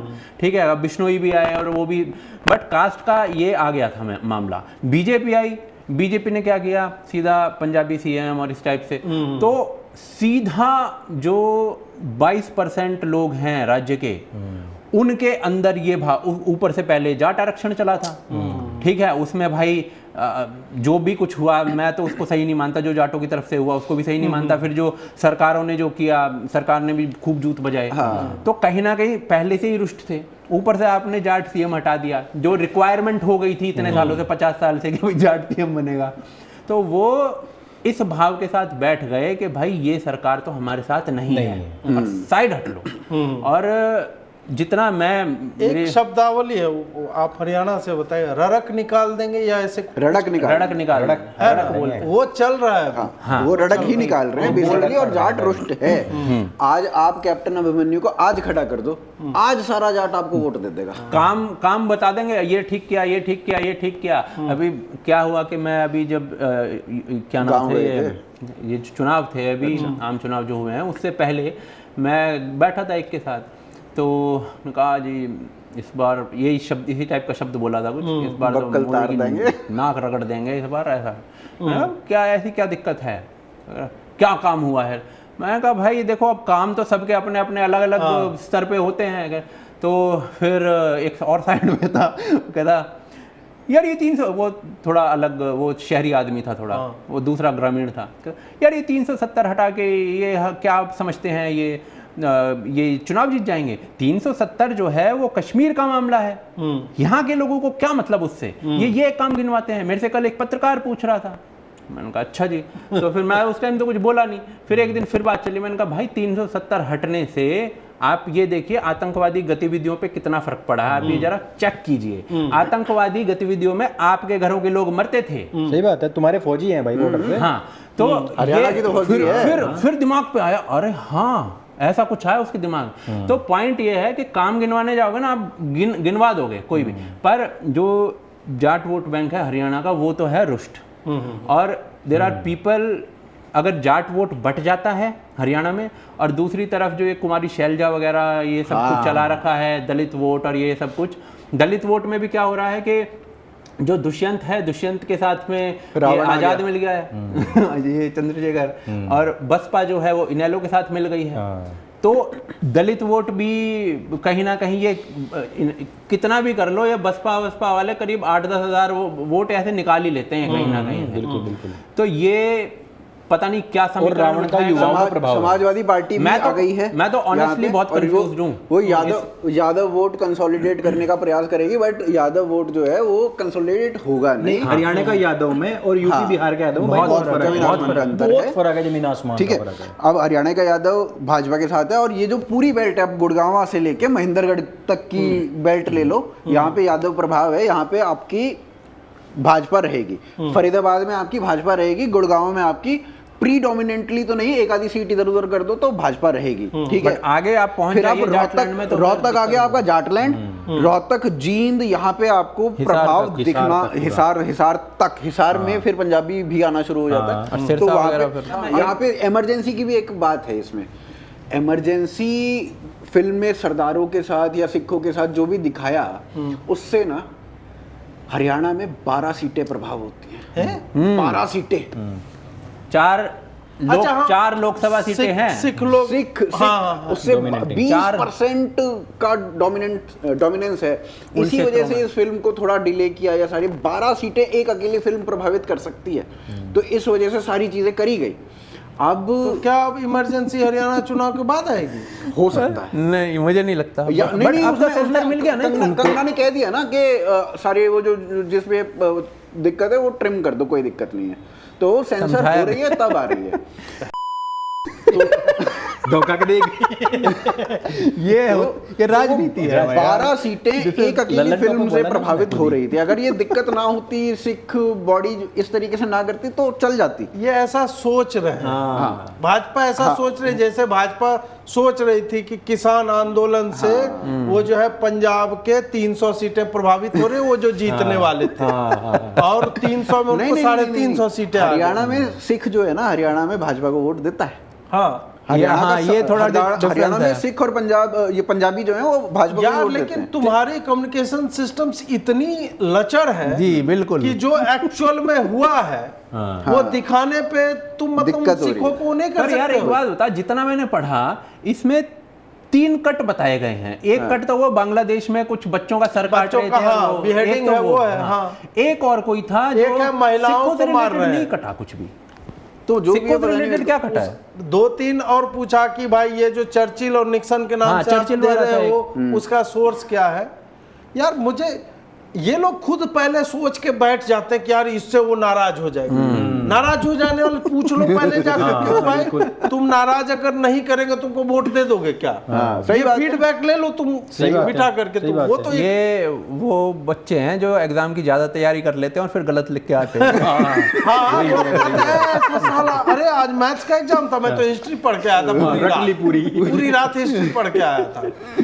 तो वो और सीन है। भाजपा का यही है, ये पढ़ते हिस्ट्री है, समझे कि मुसलमान इनको वोट दे देगा, मोदी जी जो है वो चादरें भेज दो मोदी जी, सिख समाज, मोदी जी घूम रहे, गुरुद्वारा घूम रहे, प्रकाश पर्व मना रहे, सब चल रहा है। सिख समाज हमको कोई लेना देना, हम बिहारियों को लिंच करेंगे, हम साला हिंदू अगर घुस गया बीड़ी पी रहा है उसको लिंच कर देंगे, बहुरूपिया है उसको लिंच कर देंगे, वो उसमें भी इसमें अजीत भाई मेरे को ना ये चीज कहनी है कि सिख समाज में अगर हम जट बोले ना, जट ये काम कर रहे हैं, लेकिन इसमें अगर उसमें भी भापे यार- हैं, अगर आप दिल्ली के भापों की बात कर लो या फिर आप भापे क्या होता है? मतलब ये ये अलग terminology ही है। मामले हैं इसमें ये भी। इसमें बहुत अलग अलग, अगर अच्छा। भापों की बात करो तो भापे मोदी के साथ हैं, चाहे वो दिल्ली की बात कर लो यार चाहे वो आप मोदी हरियाणा के की बात साथ कर लो। रहने से पर क्या क्या है होगा ना, गर्वित? ये- Who is calling the shots? हाँ, जट कौन प्रभावित कर रहा मतलब है? भापों को एसजीपीसी में वोट डालने का अधिकार नहीं है। बता। और असली सिख सिर्फ actually जट ही वही डाल सकते जट हैं। डाल सकता और है भाई देखो SGPC ये में। क्या होता है ना, ये जो है इस टर्म को ये डेरोगेटरी तरीके से बोलते हैं, तो हम नहीं बोलते हैं। ये हम भापे वगैरह हम मतलब नहीं, ये हमारे लिए terminology है, हमारे उनकी लिए terminology use हम कर तो रहे हैं। भाई हमारे लिए सिख अपने हम लोग हैं। सिख और Point- बिहार में कोई सिख को देखता है उसको पंजाबी बोलता है। हाँ भाई सीधा पंजाबी।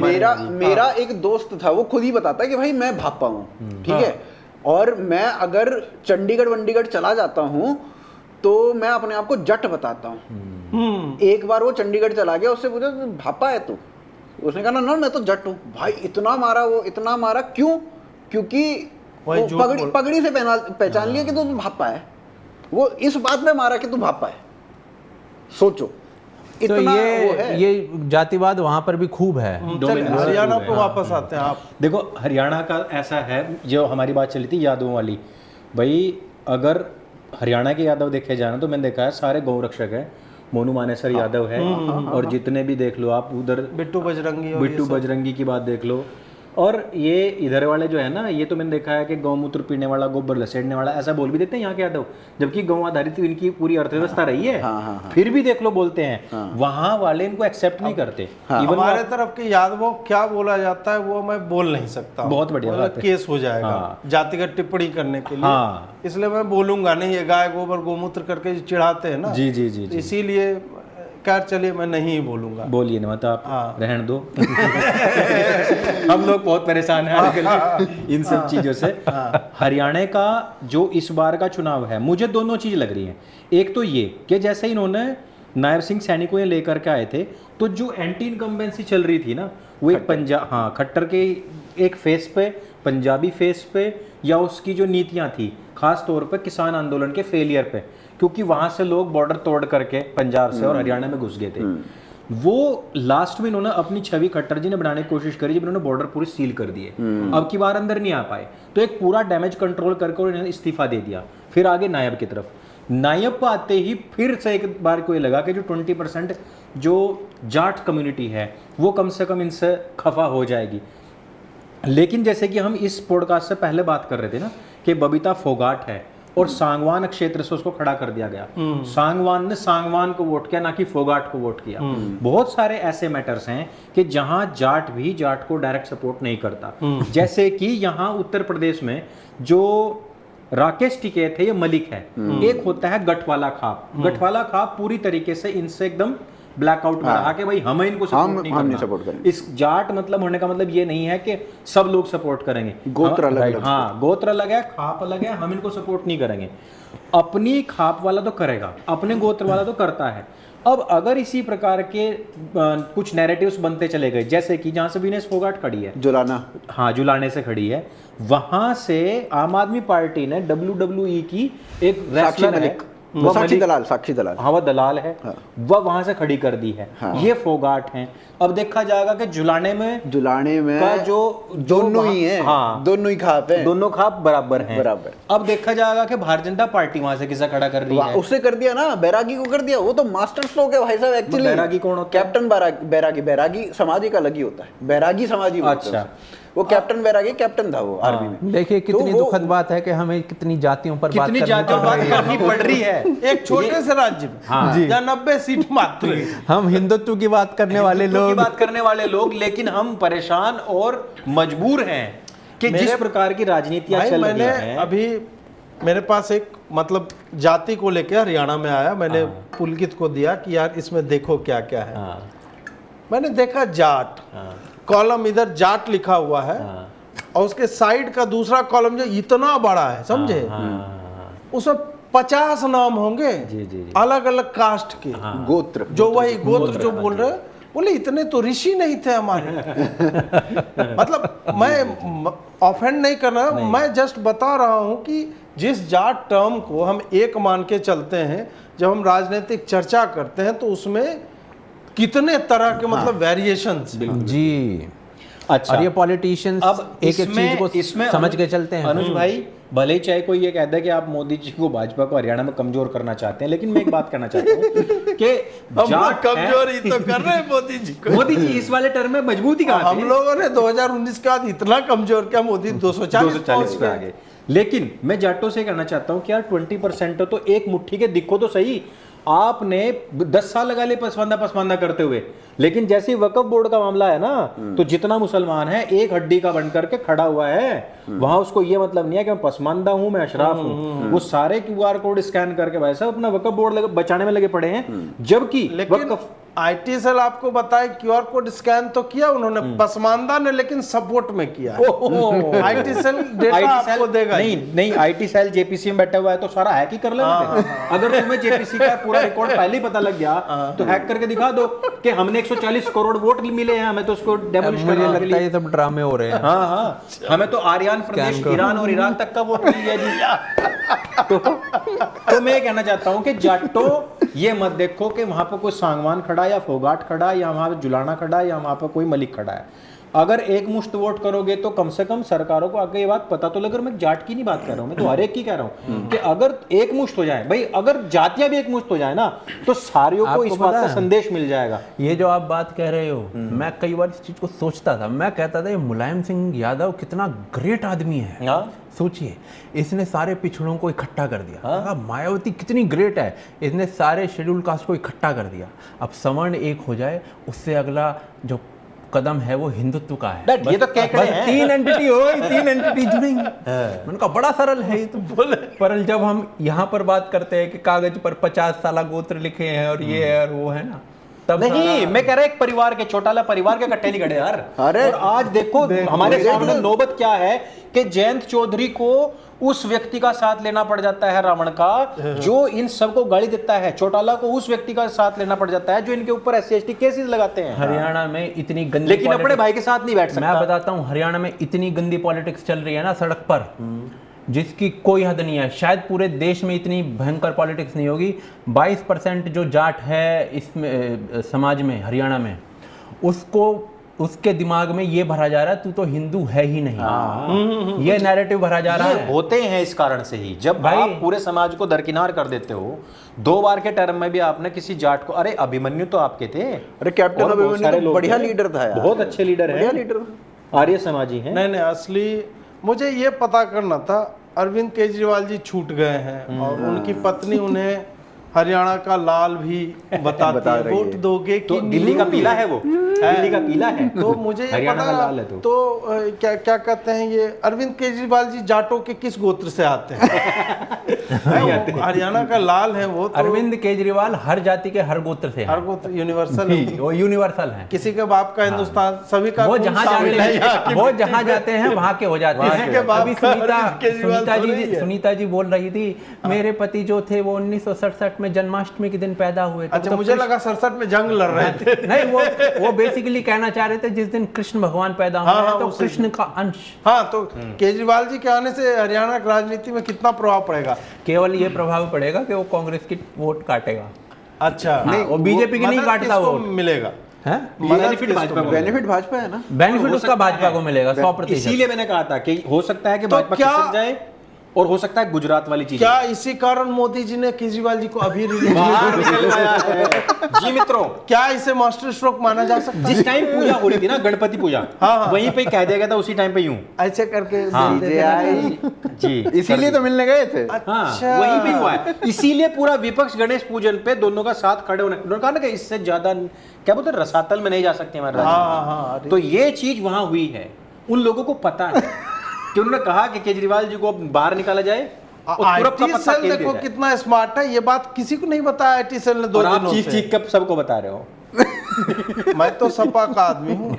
लाल शर्ट, हाँ, मैं तो टोपी भी लाल लगा देना बे, इसमें एडिट करके। इस समय मैं सर जो है एकदम स्थिर रखे हुए हैं। सील कर लो आप अपना। टोपी लगा देना। और मैं तो पीछे सपा का आदमी। तराना हाँ हाँ नहीं, म्यूजिक डालने से कॉपीराइट स्ट्राइक आ जाता है। तो इस पे नहीं आएगी, इस वाले इस पे नहीं, अच्छा समाजवादी पार्टी ने फ्री खुद ही कर गा रखा है। देंगे।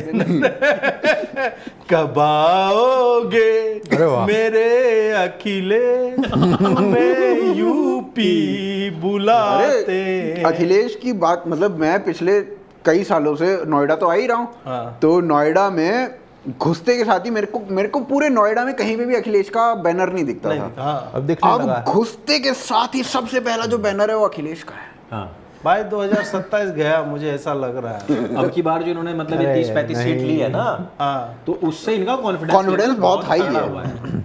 तो इसका मतलब ठीक है, हम लोग मजाक करते हैं, इसका पैरेलल आप राजद का देख लीजिए, बिहार में अभ्युदय। हाँ, हाँ, जो ही इनको सत्ता में थोड़ा सा मिला, हाँ, जितने आपके अधिक विधायक होंगे तो पार्टी का फंड जो है उसी प्रोपोर्शन में आप कह सकते हैं बढ़ता है। बिल्कुल। और यदि आप सत्ता में हिस्सेदार बन गए तब तो आप रिवाइव हो जाएंगे हाँ। As a party. नीतीश ने यही घटियापना, मतलब घटियापन नहीं, मतलब मूर्खता जो है 5 साल पहले किया था, जब पहली बार ये लोग उनके साथ आए, उससे थोड़ा फ्यूल मिला। हाँ, अगले चुनाव में सबसे बड़ी पार्टी बन जाती है राजद, हाँ। और उसके साथ फिर ये आते हैं, फिर 2.5 साल चलाते हैं। तो अब राजद इस स्थिति में आ गई कि भाजपा तो बिहार में कहीं है ही नहीं अभी। भाजपा बिहार से जा चुकी मित्रों कुछ नहीं कर पा रहे, कोई नेता फेता नहीं, तो जिसको ये कंफ्यूजन है। और प्रशांत किशोर का इसमें अभ्युदय जब होता है एंट्री, 2 अक्टूबर को उसकी पार्टी लॉन्च होगी, और प्रशांत किशोर किसकी वोट में से इंदमारी करेगा? पढ़े लिखे युवकों के वोट में। उसको बाकी दबे कुचले दें या ना, पढ़े लिखे अवश्य देंगे कि अरे यार क्या बोलता है यार, फैक्ट बोलता है वो, फैक्ट। बिल्कुल। तो वो सेंधमारी होगी भाजपा के पक्ष में, और भाजपा के पास इसका कोई काउंटर है ही नहीं। नहीं 25 साल यार, में एक नेतृत्व खड़ा नहीं कर पाया। वही तो कितनी दिक्कत है। ब्रिलियंट अपॉर्चुनिटी थी। साला बिहार जैसा राज्य है, आप केटर नहीं कर पाए इतने साल से। एक वो लगे रहे ना इसके पीछे। अब बिहार में नीतीश मैं के। बता रहा हूँ, लोकसभा में 42 सीट है, बताओ। वही ना? लोकसभा में 42 सीट है, विधानसभा ठीक ठाक 250 के लोग 243 या ऐसे कितने करके राज्यसभा सीटें। में कितने देते हैं? 7-8 देते होंगे। हाँ, उसी हिसाब से कुछ देते वही हैं। ना? अब क्या है कि बिहार में मैं बता रहा हूं कि लोग कह देते हैं नहीं, गर्त में चली गई पार्टी फलाना ढिमका। भाई गर्त में बिहार जा चुका है, लेकिन बिहार को बहुत इजीली रिवाइव कर सकते हैं केवल टूरिज्म सर्किट से। बिल्कुल बिल्कुल, केवल यार गुरु गोविंद सिंह का मतलब वहीं पे सिख लोग गरियाते हैं बिहारियों को, बट सिखी जो आती है गुरु गोविंद सिंह बिहार में, उनका पटना में जन्म, पटना साहिब, यस, बुद्ध बिहार, महावीर बिहार के मतलब जैनियों का सबसे बड़ा तीर्थ स्थल, हिंदुओं के जितने बड़े बड़े साम्राज्य हैं सबकी राजधानी, गुप्ता मौर्य फलाना ढिमका सबका रहा। बिल्कुल। केवल ये लोग इन सर्किट्स को यूनिवर्सिटीज यदि केवल रिवाइव करते, और इसने एक्चुअल में नीतीश कुमार ने नालंदा वाले एरिया में बहुत बढ़िया काम किया, मतलब आई वाज प्लेजेंटली सरप्राइज। खाली ये कर दे ना, कनेक्टिविटी दे दे, एयरपोर्ट्स बना दे, होटल्स बढ़िया बना दे, केवल टूरिज्म से बिहार की जीडीपी अचानक से शूट कर। राजस्थान टूरिज्म पे चल रहा है। हाँ यार, गुजरात चल रहा है, राजस्थान में वही कौन सा तेल का कुआं निकल गया भाई उनके पास। गुजरात तो चलो खैर वो बिजनेस चौकी वगैरह ढाणी भी में है, वो बाटी चोखा खिला करके भाई ढंग का पैसा कमा रहे हैं वहाँ चिराग के लोग। पासवान बेसिकली इसी टर्म पे बात करता है।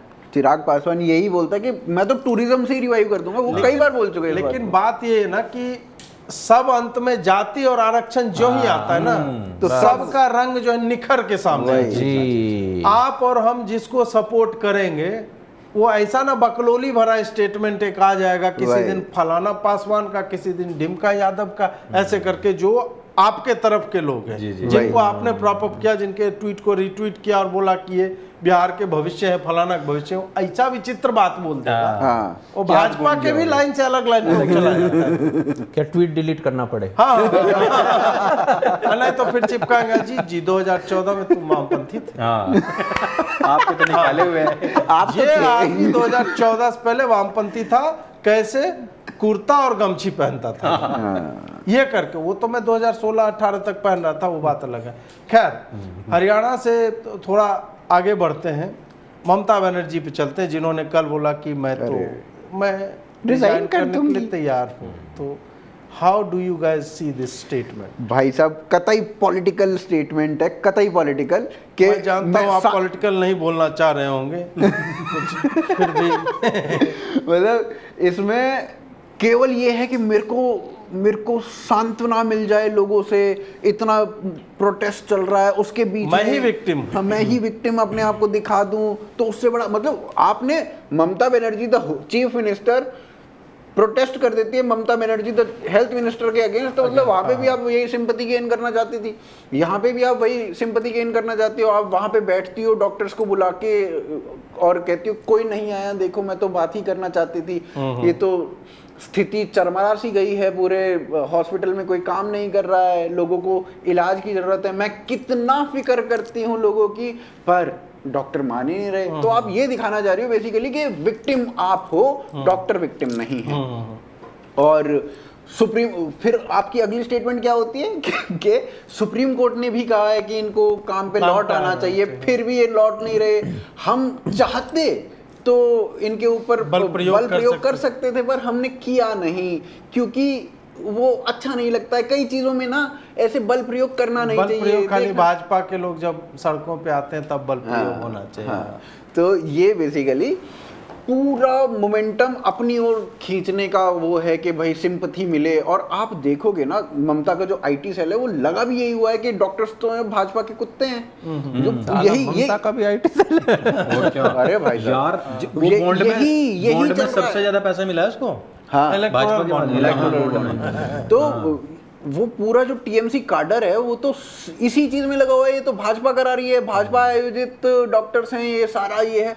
चलो फिर भाई ये बता दो, जो किसान आंदोलन हुआ था वो क्या कांग्रेस आयोजित नहीं था, या पहलवान आंदोलन था वो कांग्रेस आयोजित नहीं था क्या?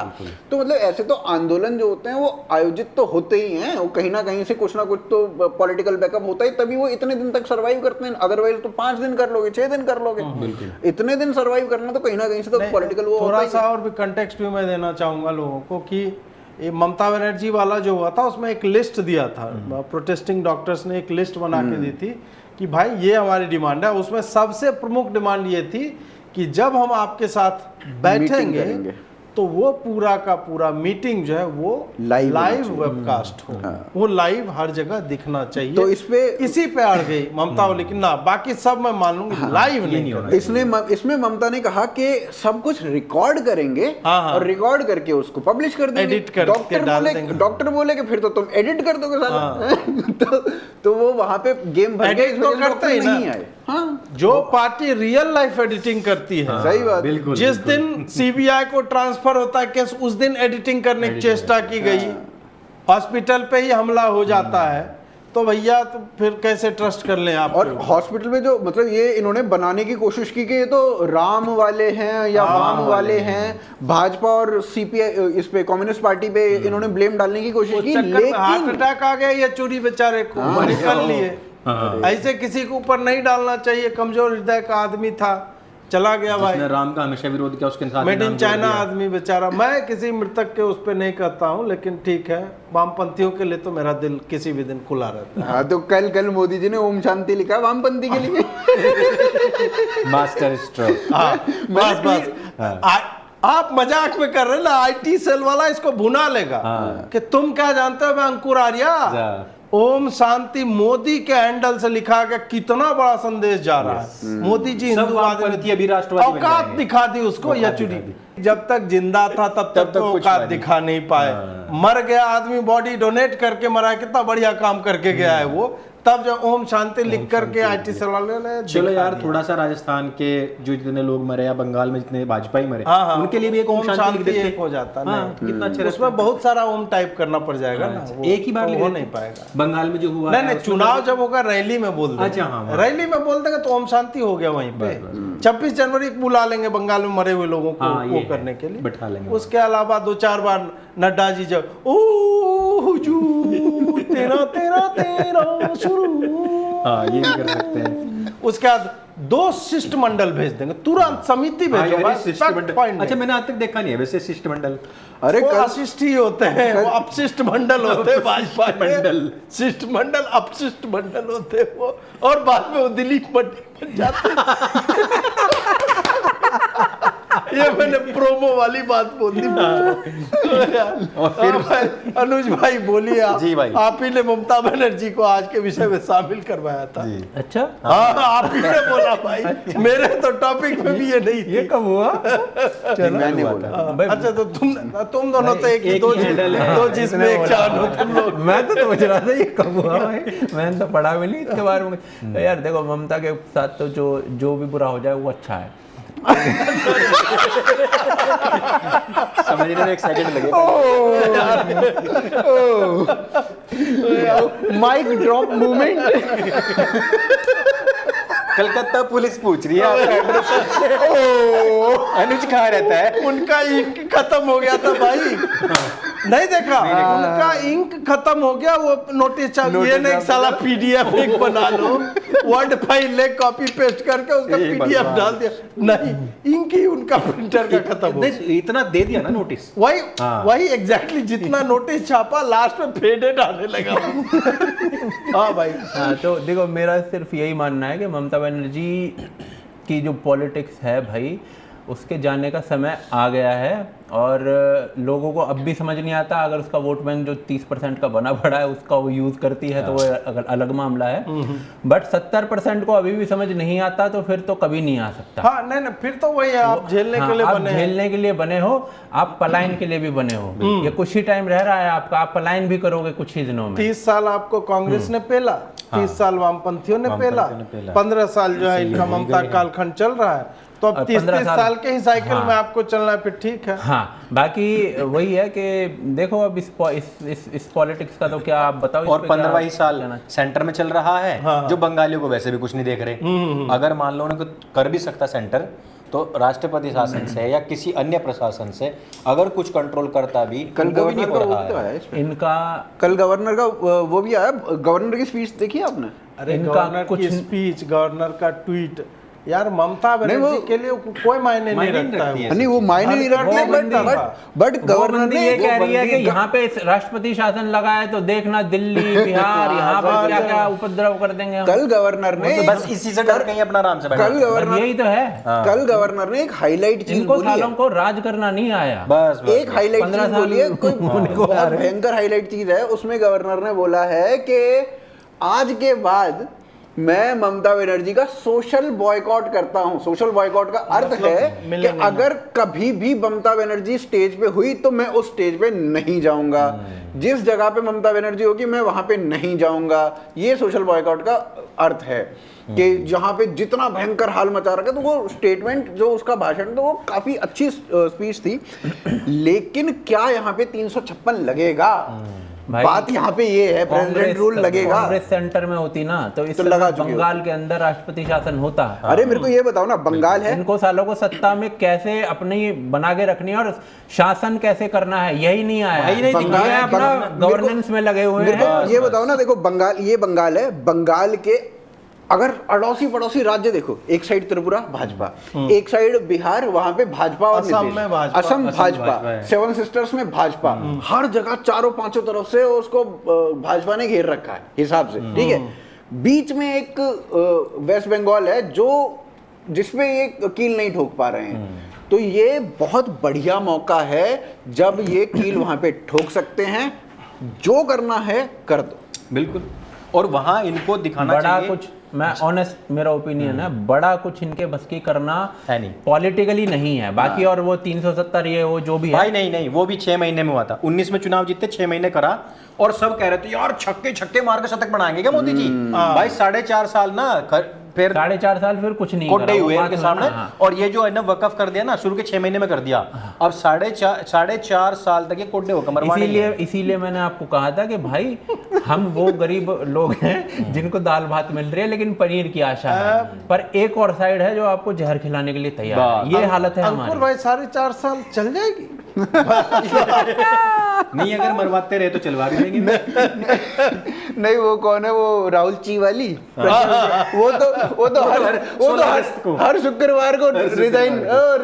नहीं, हर बजट में 36,000 करोड़ रुपए बिहार को, 17,000 करोड़ आंध्र प्रदेश को अगर देते रहे तो चल जाएगी, कोई इशू नहीं है। नहीं तो वो तो देना भी चाहिए। नहीं उसमें कोई बिहार को देना भी चाहिए। बिहार में तो बहुत पोटेंशियल मेरे को दिखता है। मतलब चक्कर क्या है ना कि आपका एक भाई अगर यार ऐसे मत दो कि वो लेकर के वो खर्चा कर दे। ये साला कुछ क्रिएट करने के लिए तो करना चाहिए। अकाउंटेबिलिटी। मैं एक बिहारी होके ये बात बोल रहा हूँ कि हमें भिखमंगा स्टेट की तरह ट्रीट होने की आदत हो गई है। एग्जैक्टली। स्पेशल क्या स्पेशल है? तुम आप वहाँ पे कॉरिडोर बनाओ, वहाँ पे सड़कें बनाओ, भिखारी होना एयरपोर्ट होना नहीं होता है।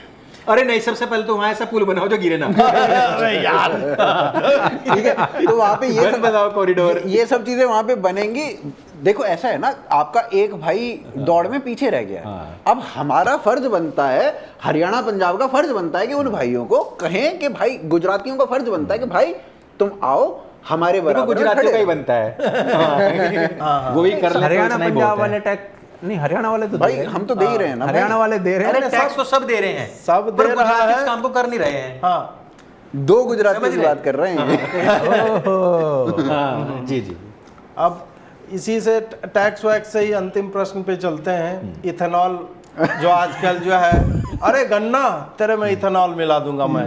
ओ तो आदमी जूस पी रहा है, उसमें गडकरी आ रहा है, इसमें इथेनॉल मिला दूंगा मैं। इस टाइप से वो जा रहा है आदमी, हर आदमी को इथेनॉल पिला दारू में इथेनॉल बहुत ज्यादा ये चल रहा है। निर्मला सीतारमण जी टैक्स जो है वो, हाँ वो 2000 ट्रांजेक्शन पे ये आया था, पता नहीं वापस ही होना है। वापस होना है। क्रेडिट कार्ड वापस होना है? 2000 रुपए से कम पे 18%। बोले यार 100 रुपया का ट्रांजेक्शन करे 118 रुपया देगा। और बियर कौन करेगा भाई?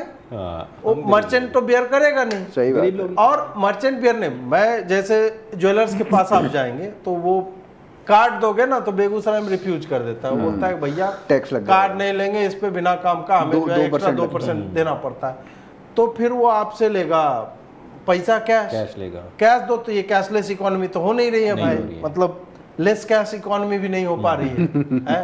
तो थोड़ा सा इस पे मैं जानना चाह रहा हूँ कि ये कहाँ पे ले जाना चाह रहे हैं कि टोल 1876 करोड़ का तुम्हारा रोड है और तुमने 9000 करोड़ जो है टोल में वसूली कर ली। हाँ, और अभी भी वो फ्री नहीं हुआ है। $70 बैरल पे आ गया क्रूड, और तुम्हारा पेट्रोल का दाम घटना। आप लोग तो पेट्रोल भरवा रहे थे आज, बताइए जरा क्या रेट लिया? बताइए। देखो इसमें क्या है ना, क्या रेट लिया पहले बताओ। 95। 95। तो यहाँ पे एक चीज जो मेरे को ऑड लगती है काफी, मतलब अभी 20% ब्लेंडिंग ऑफ इथेनॉल चल रही है, ठीक है। अब एक है प्योर पेट्रोल, एक है ब्लेंडिंग वाला पेट्रोल, 20% ब्लेंडिंग है जिसमें, ठीक है। दोनों पंप, एक पंप पे दोनों मशीनें लगी होती हैं, जहाँ पे G20 लगता है, ब्लेंडिंग वाला मिलता है, और ये वाला मिलता है, प्योर वाला मिलता है। दोनों का रेट सेम है। आप ब्लेंडिंग अगर कर रहे हो तो भाई राहत दे दो।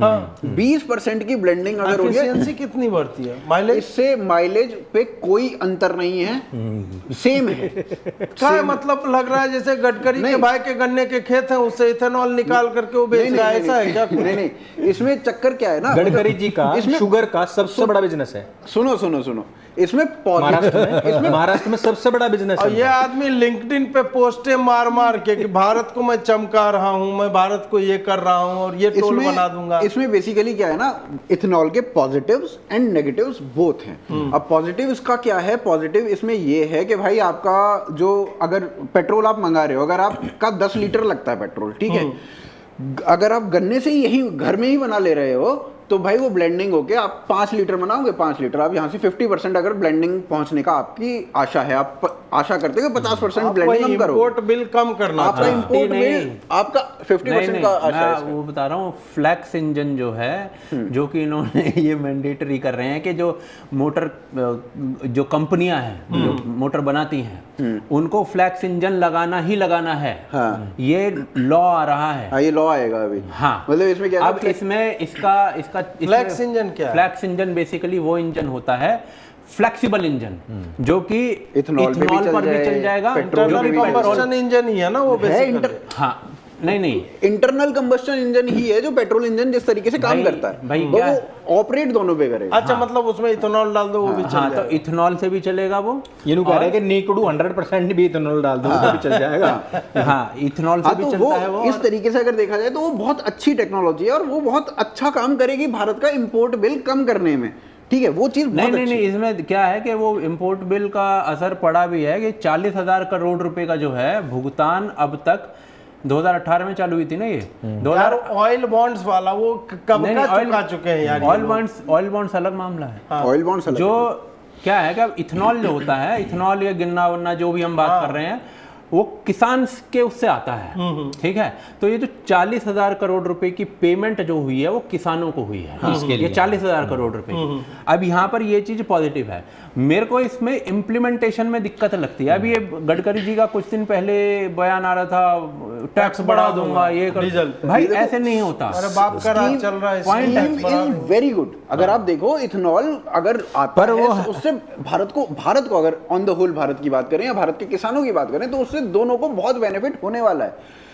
प्रॉब्लम यहाँ पे ये है कि भाई अगर आप 20% का ब्लेंडिंग 10 साल का काम 1 साल में नहीं कर सकते। हाँ, अब आप 20% की ब्लेंडिंग कर रहे हो तो 20% का बेनिफिट तो दो ना। हाँ, वो नहीं मिल रहा है। वो हमारे प्रॉब्लम जो लोग भरवाते हैं तेल उनको वो बेनिफिट नहीं मिल रहा है। तो यहाँ पे प्रॉब्लम है। और दूसरी चीज इसमें टेक्निकल, वो देखो ये 110 रुपए का मामला है, ये तेल वाला, वो 60 रुपए के करीब पड़ना चाहिए।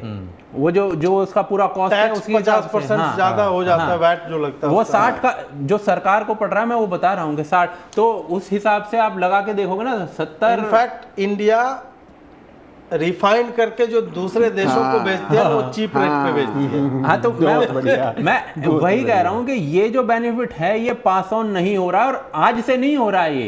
ये तो कितने साल हो चुके हैं इस चीज। पास ऑन कैसे होगा अनुज भाई?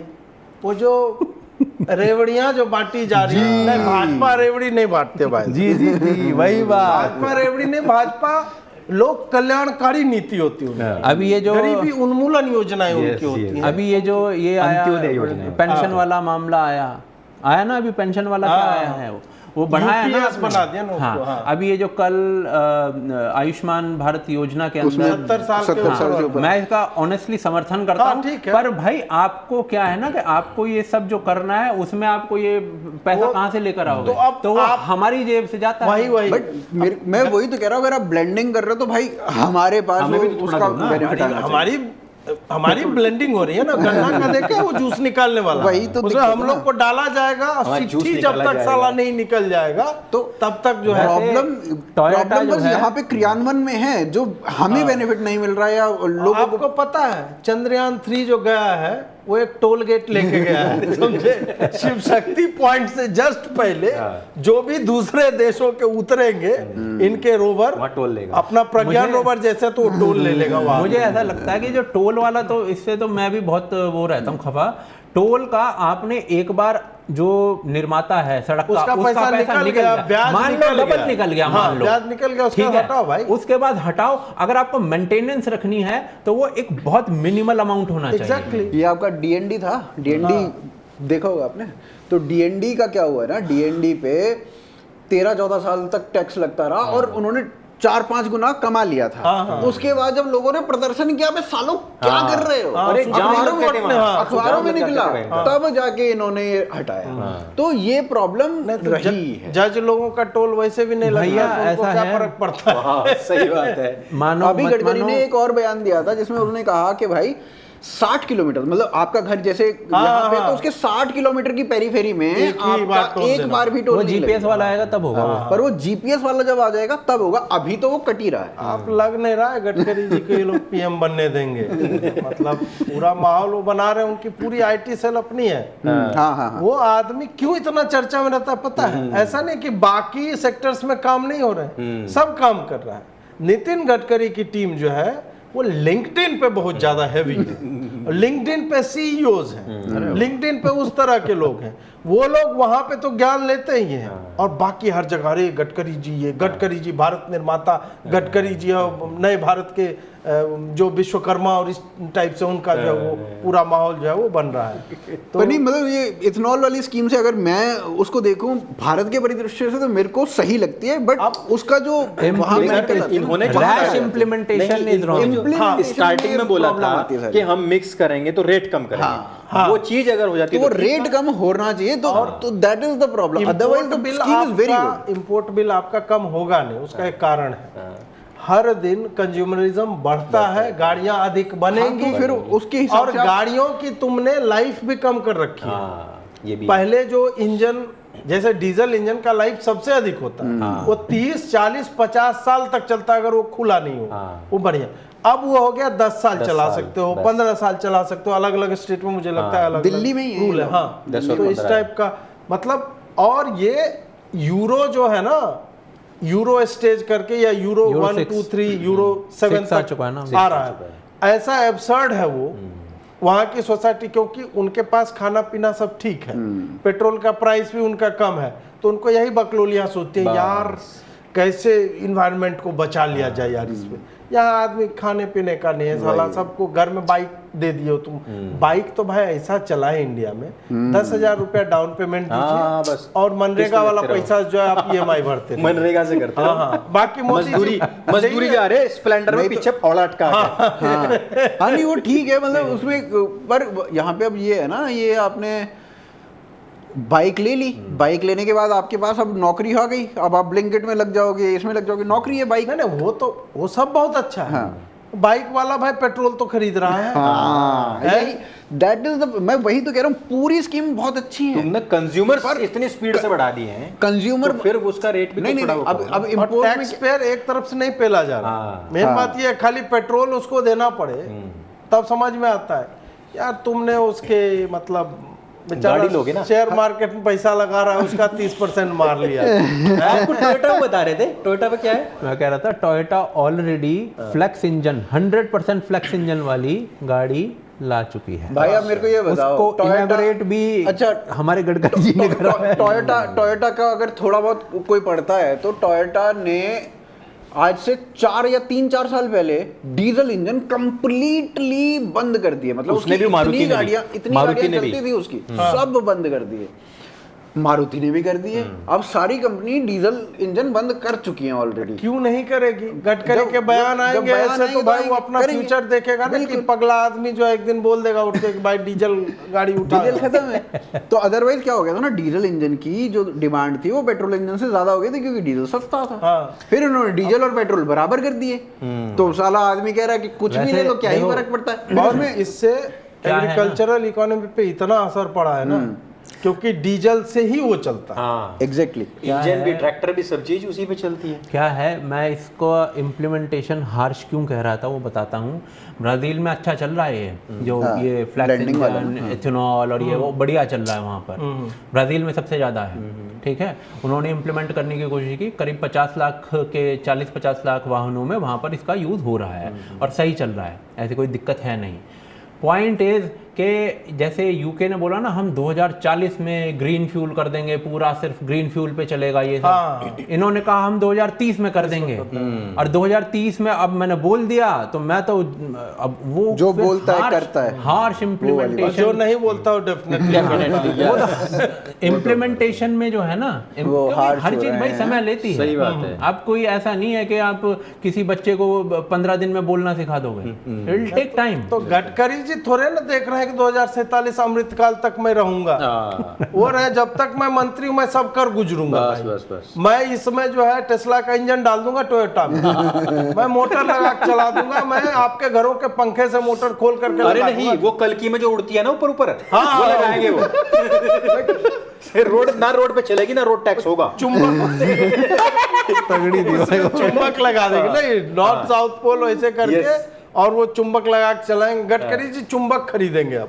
मुझे लगता है नियोडीनियम मैग्नेट जो है वो पूरा ट्रैक पे बिछा उसमें उसी में लगाओ पैसा पूरा का पूरा। हाँ, चुंबक में पैसा लगा चुंबक इंडस्ट्री में पैसा आप लगाइए। हाँ, चले मित्रों, अब हम समापन करते हैं और अगला एपिसोड मुझे लगता है 1 सप्ताह बाद ही शूट होगा या 2 सप्ताह बाद करेंगे। आप बताओ, हम तो अगले सप्ताह आ जाएंगे, हम तो आ जाएंगे। अगले सप्ताह की तैयारी हमारी तो। हाँ, तो ठीक है मित्रों, नमस्कार, वणक्कम, जय श्री राम। जय जय श्री राम। हो गया, जय श्री राम। खत्म करो, हो गया। ये इन्होंने कपिल शर्मा देख लिया। ना ना ना ना, पुष्पम पत्रम दीजिए। अरे ये अपील करना भूल ही गया मैं। पुष्पम पत्रम देते रहिए आप लोग मित्रों। स्क्रीन पे नंबर है, लोगों के भी क्यूआर कोड है, लेकिन वो चैनल के क्यूआर कोड है। पैसे वाले क्यूआर कोड ये रहे, ये आपके स्क्रीन पे, इससे पैसा जो भेजिए और हम लोग इथेनॉल खरीदेंगे, उससे इथेनॉल खरीदेंगे, अपनी गाड़ियों में डालेंगे। यदि आप चाहते हैं कि हम हरित ऊर्जा से चले, इथेनॉल ब्लेंडिंग हो, तो आप हमें इन नंबरों के माध्यम से सपोर्ट कर सकते हैं। डिस्क्रिप्शन में भी है। विदेश में रहने वाले यदि चाहते हैं भारत जो है इथेनॉल में कुछ करे, तो पेपाल और पेट्रियन के माध्यम से जो है वो अपना सहयोग भेज सकते हैं। बहुत बहुत आभार आप सबका। जय श्री राम। जय श्री राम। नमस्ते।